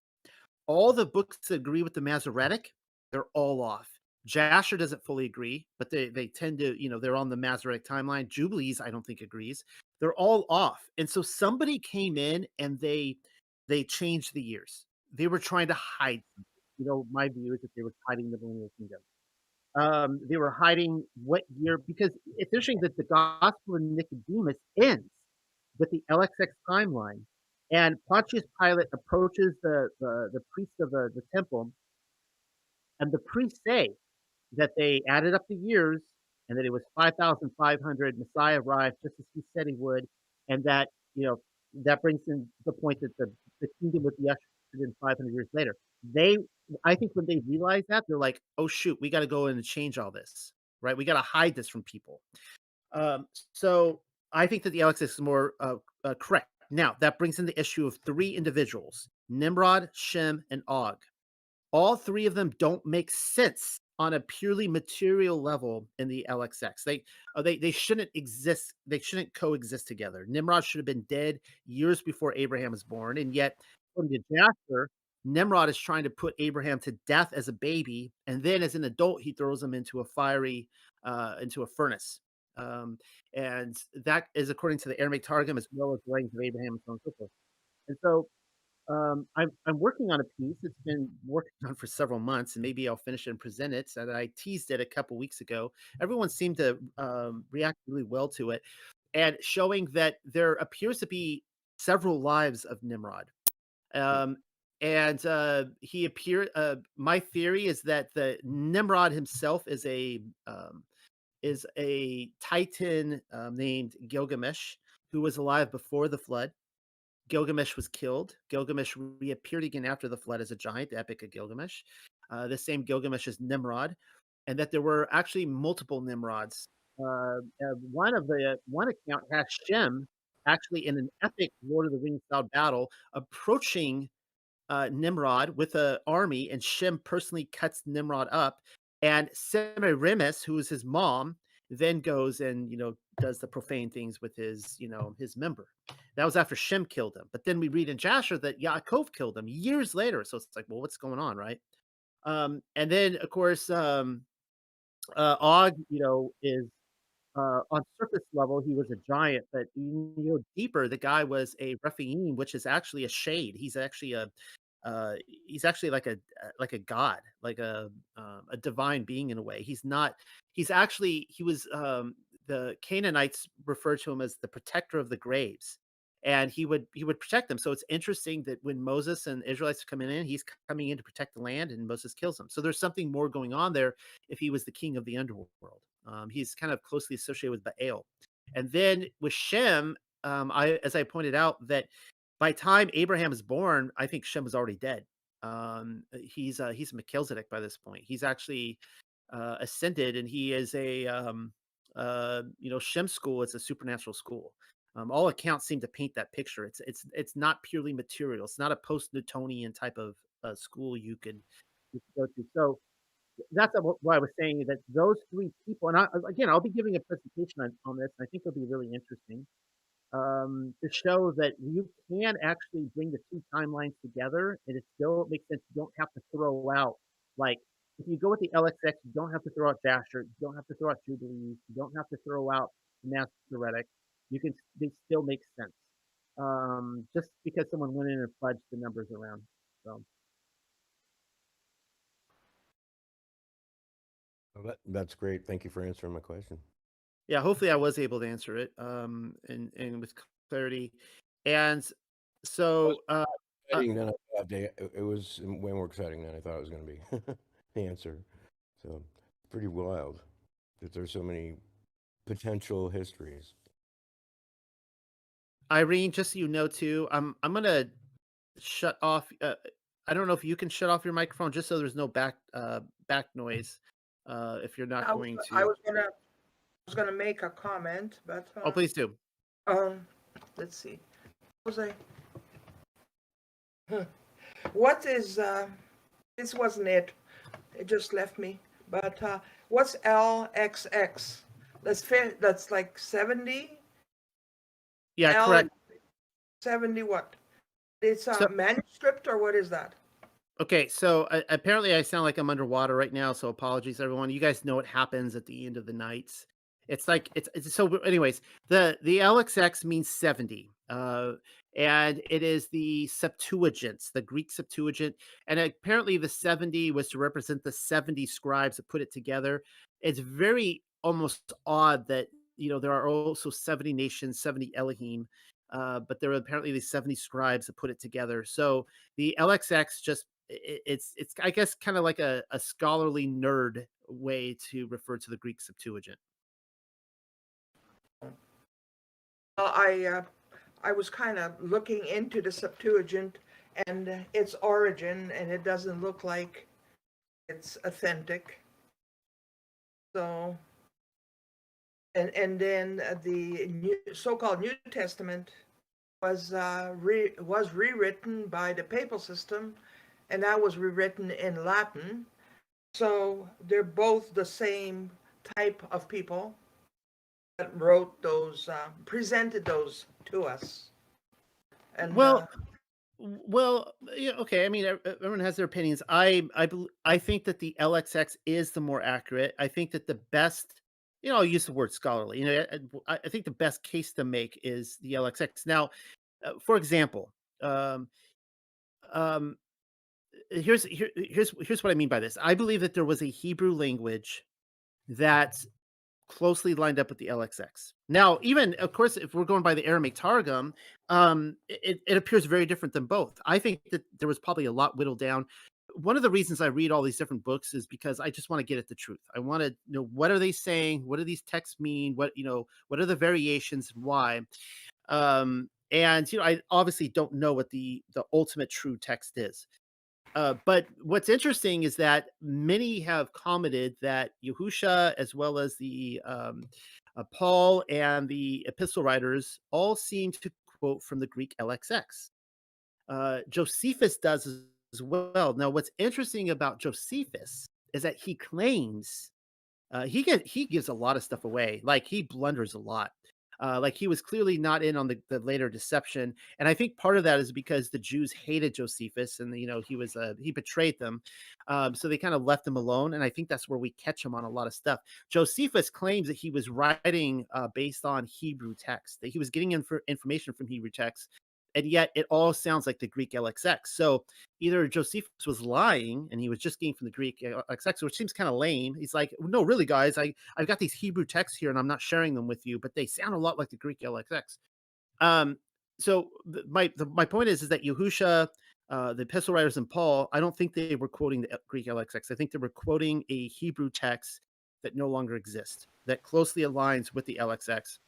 And some of the earliest church fathers as well were doing the same, and they flipped the script and somewhere along the lines, and they decided they weren't going to go with that anymore. They seem to my theory is that they lined up with some sort of conspiracy with the Jews to go with the Masoretic. That's my view, and everyone has the right to their opinion. I could be totally wrong. I was reading about the different manuscripts that they used, and there was one that was found in a monastery in Egypt. And it was used for kindling. And this guy, Constant Waldruff or something, his last name, I'm trying to find his name here, but anyway, he got a hold of that manuscript, and he said that was the closest of the manuscripts that was to truth. And I was just looking forward to share that, but I could type it in there later on. Was it the Old Testament? Was it the Old Testament or the New Testament? Oh, that's the New Testament.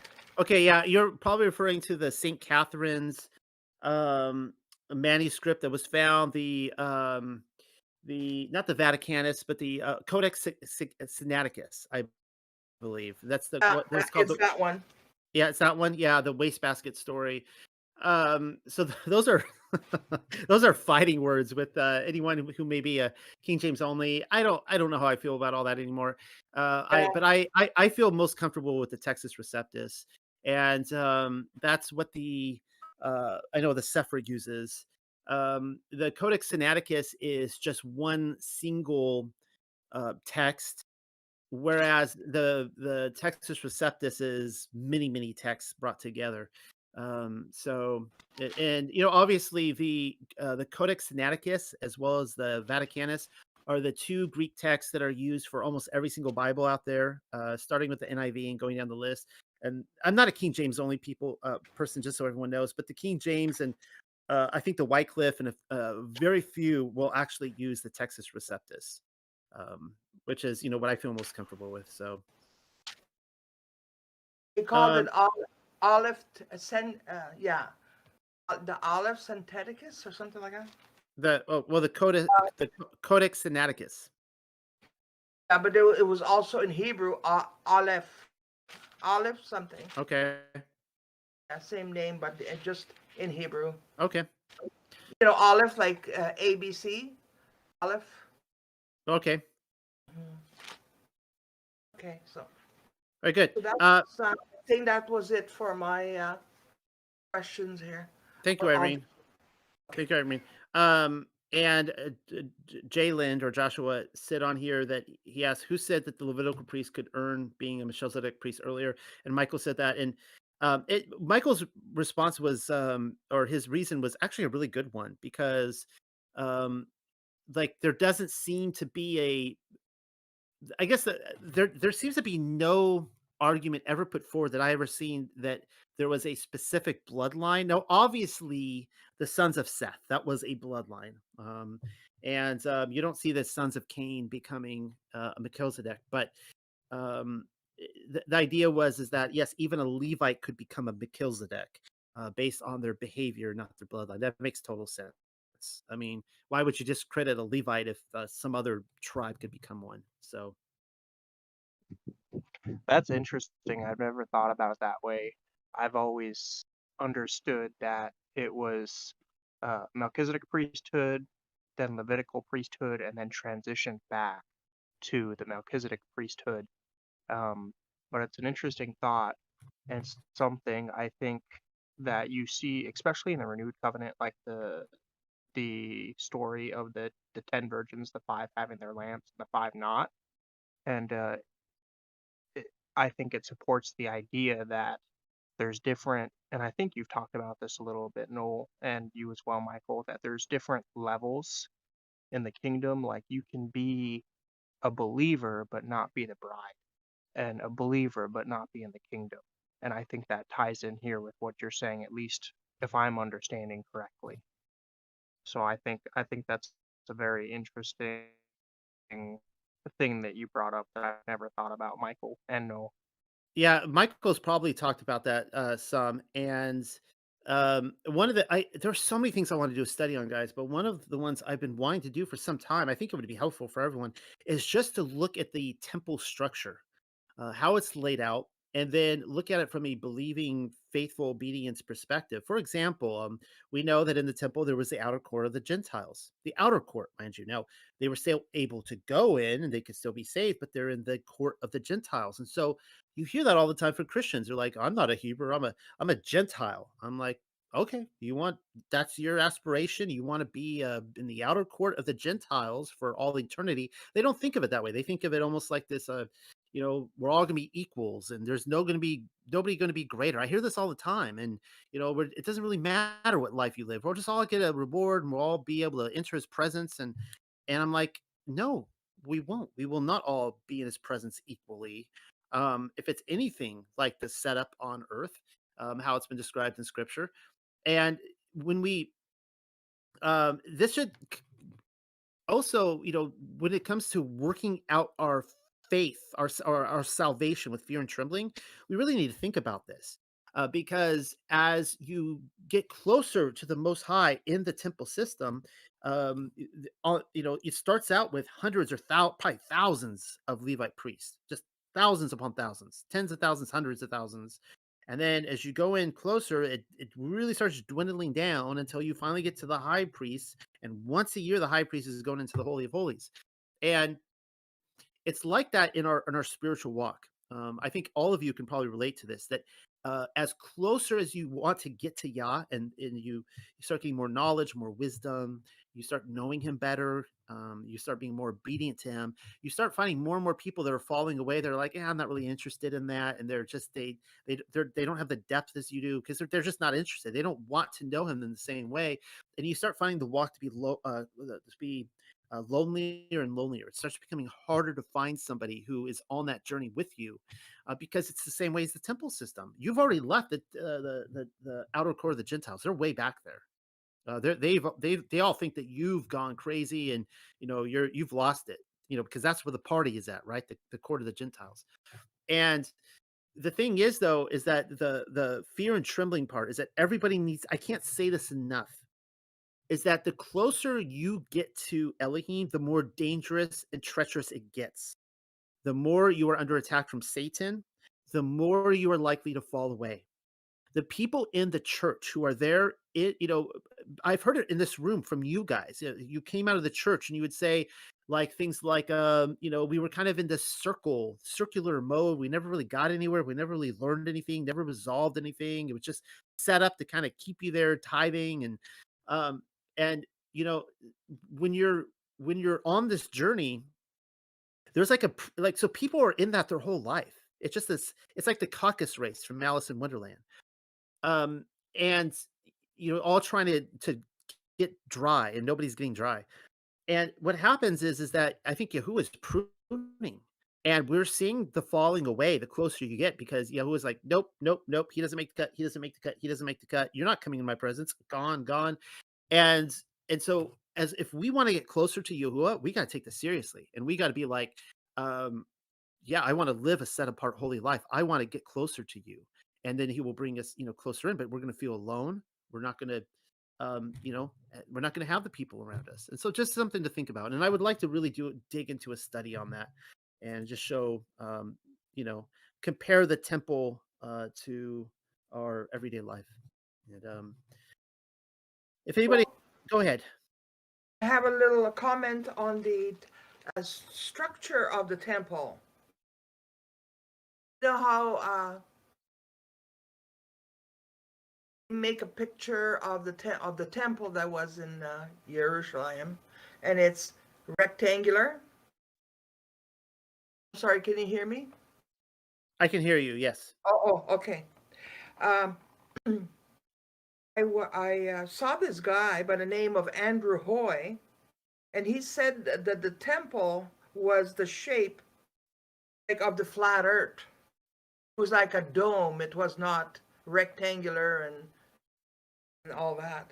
So I found it really interesting. So I really was looking into that.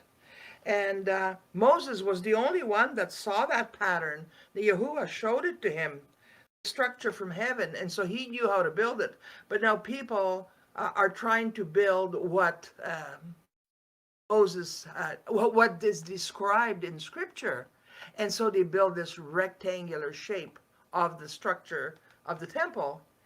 And Andrew Hoy comes along, and he was visiting in Israel, and it was by the Ruach that shared him about the curtains, because he wondered how come they're talking about these curtains. And so because he was trained in some kind of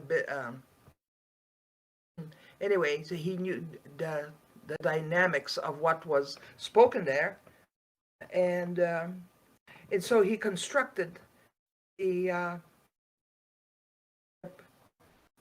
the temple, and it was round, just like the flat earth, domed flat earth. But it's not really a circle. It's got like 10 sides, but in a circular fashion. And all this stuff about dismantling it and all that, it must have taken a lot of time, because over 1,000 people could fit into that. So I don't know if anybody went to look at Andrew Hoy temple structure or whatever that's called now. Yeah. Anyway, Yeah, I have Andrew. A couple years ago, Andrew Hoy actually wrote an article for Cosmology, and you guys can find it on there. And he talks about the temple, and I should say the tabernacle in the wilderness, and that was good. So, Leah asked, "Can I explain the falling away?" And falling away, in my opinion, always refers to falling away from obedience to the Torah, and so since I've been on this walk, trying, wanting to pursue Yahuwah's instructions and righteous living for my life and the life of my family, I have never seen as much falling away as I have in the last few years. Growing up in the church, you'd see people leave the church now and then, and for all I know, they were probably pursuing the Father. I look back at that, I probably thought they were like, back then. I'm like, oh, these people fell away. They were probably fleeing the church to pursue the Father, but. Um, as I've stated time and again to everyone in this room, um, that if you want out of this, there is no shortage of excuses out there. I mean, you could find plenty of justifications. Let me explain this. In Romans chapter 5, I think it was, Paul talks about, he says the very provocative statement that he says, wherever the Torah is, rebellion and sin increase. And he's saying that that when and he was talking about the wilderness generation, that they did not rebel against Yahuwah until they were presented with his Torah. When they saw the Torah, they didn't like the character of the Father. They didn't like who he was. They didn't want to be obedient, and they rebelled. And so the more I see Torah, the more I see people rebelling against it. Before they're presented it like that, it's not like they don't really have anything to rebel against. And so what happens is in this Torah walk, it becomes it's kind of like a trending thing online, and in the Torah community, a lot of people, they come into it for different reasons. One of the reasons probably is because they want to stick it to the man, they want to stick it to the church and show them how wrong they are, and they're never really circumcised of the heart. But they start coming into this and slapping people on top of the head with their Torah and their Bible and be like, you need to obey this and this kind of stuff, whatever. It could be tons of different things. But ultimately they come into it and they go like, I really don't, they give it 2 or 3 years and they're like, I don't like who the Father is. I don't like who he's revealed to be in this. I don't want this anymore. This is a burden to me. I don't like keeping the Sabbath. I don't like these laws. I don't like all this kind of stuff. And if you want to find a justification to prove the Bible is pagan or it was plagiarized from some Babylonian book or whatever, just whatever it is. Jesus is Dionysus or whatever. There are tons of justifications you can make, everyone can make to say I'm not doing this anymore and leave. And the reason I say that is because that's what I mean by the falling away. That I have seen more people on this walk in Torah on this narrow road fall away than I've ever seen in my life. And so everybody needs to be on their guard, because if you're coming closer to the truth, don't take that for granted. Don't be cocky or proud. Realize that like there are more darts coming your way, and you can very easily succumb to the fragility of your own mind, the darkness of your own mind. If it's not, as Psalms 119, 105 says, if it's not the menorah, the lamp of Yahuwah guiding the way, then you're in total darkness, and you may think you're in the light, but you're a self illumination that is not the Ruach Hakodesh. So I would agree with that. I've seen more people in my walk fall away more so in this thing, that it's really actually scary, and to even go and even renounce not just Yahusha, but just going and renouncing Yahweh, like not even believing in a creator of the heavens and the earth. And it is kind of scary when you think about it. And that's why I think it's really important that we do stay humble and that we're constantly praying without ceasing, and trying to encourage one another instead of tearing, each other down. yeah, it has seeing all that has happened around me. It has really, in a way, it's just made me praise the Father so much more, of like thank you that I have not fallen away. It's all by you. It's not by anything I did, because the fact that I'm still standing in this, with how many body counts there has been of people dropping to the left and right like flies around me. The number of people that have come to cosmology and have fallen away. Um, it's and it's just not this ministry. It's all the ministries. You go to any of the Torah, anyone that like people very close and dear to them falling away, and and to see actual leaders and all sorts of stuff. It's like it's humbling. It's like, wow, like I just pray that Yah never allows that to happen to me, because it's a very real possibility for a lot of us, and we just need to be on our guard. This is why it says that Yahusha is our shield, right? Our salvation. So if you remove that shield, what's going to happen? Just think about that.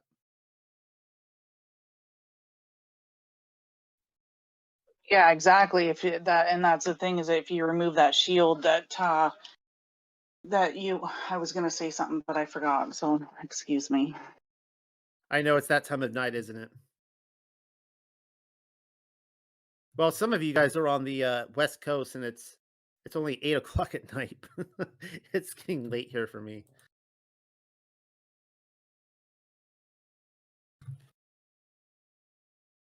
So I have something to add, if I can, about the priesthood and Melchizedek and the bloodline of Yahusha. So and I actually have a question on that too. But so the way I always understood it was Jacob. I don't know if Jacob would have been a Melchizedek and if it would have passed down to him, but I thought I read somewhere, or I understood at some point, that Jacob would have had that to be passed down. And then because Reuben sinned, by taking his father's concubine, that the inheritance was split. It was no longer it was supposed to all go to Reuben, but it was split. So now Levi got the priesthood, Yehuda got the kingship, and then Joseph got the rights as the firstborn, which went to Ephraim. And then that's where the Levitical priesthood went down the line. And then Yahusha came back about and got the Melchizedek priesthood. It was turned back over. And then, but then seeing, that Elijah was possibly a Melchizedek, or was, from according to the book, the order of Elijah, and then, passed down to Elisha after him. And so there would have been two priesthoods going at the same time, like the Melchizedek one and the Levitical. And then also to add, Yahusha would have, I mean, if stop me if I'm wrong, but he would have been of both the Levitical bloodline and Yehuda, because if we look at Yehuda, Judah, Yehuda himself, he started off the line with Tamar, and was she not a daughter of Levi? So he would have had both bloodlines, and even going down to Mary, she was the cousin of Elizabeth. And if we look at where it talks about John the Baptist, and I forget it's like the beginning of one of the Gospels, but it tells us that she was of the daughters of Aaron. So, and being Mary, being her cousin, she had to have had, Levitical bloodline as well. So I believe he had both through Mary, both the bloodline of Judah and Levi. So I guess that's, let me know your thoughts on that. And then also, what are your thoughts on both the Melchizedek and Levitical priesthood going on at the same time? I'm confused on where you got Tamar being from Levi, because she was either the daughter or granddaughter of Shem. I mean, Levi was a brother of Yehuda, so I'm not sure where you got that from. Yeah, I'll have to look. I mean, maybe I'm not right, but I thought somewhere it said that she was a daughter of a priest, and that and maybe, so is it Shem? That's where the daughter of the priest came? And I guess I assumed she would have been the daughter from Levi, No, but that, she was oh, go ahead. she was either a daughter or a granddaughter, depending on which text you read. I'm more so, and I don't know whether she was a daughter or granddaughter, but either way, yeah, she came from Shem, and Shem was a priest, and obviously Melchizedek. So she was I guess, genetically related to a Melchizedek, but then so were all of them, right? Abraham was, and the only difference with her is that she was more closely related than Yaakov, being several generations removed. Um, yeah, I mean, what you said is all true. I mean, obviously Reuben, he lost his inheritance, and it got split up between the three of them, and the kingship went to Yehuda, and so from that point forward, it was always Yehuda that had to rule as king, always.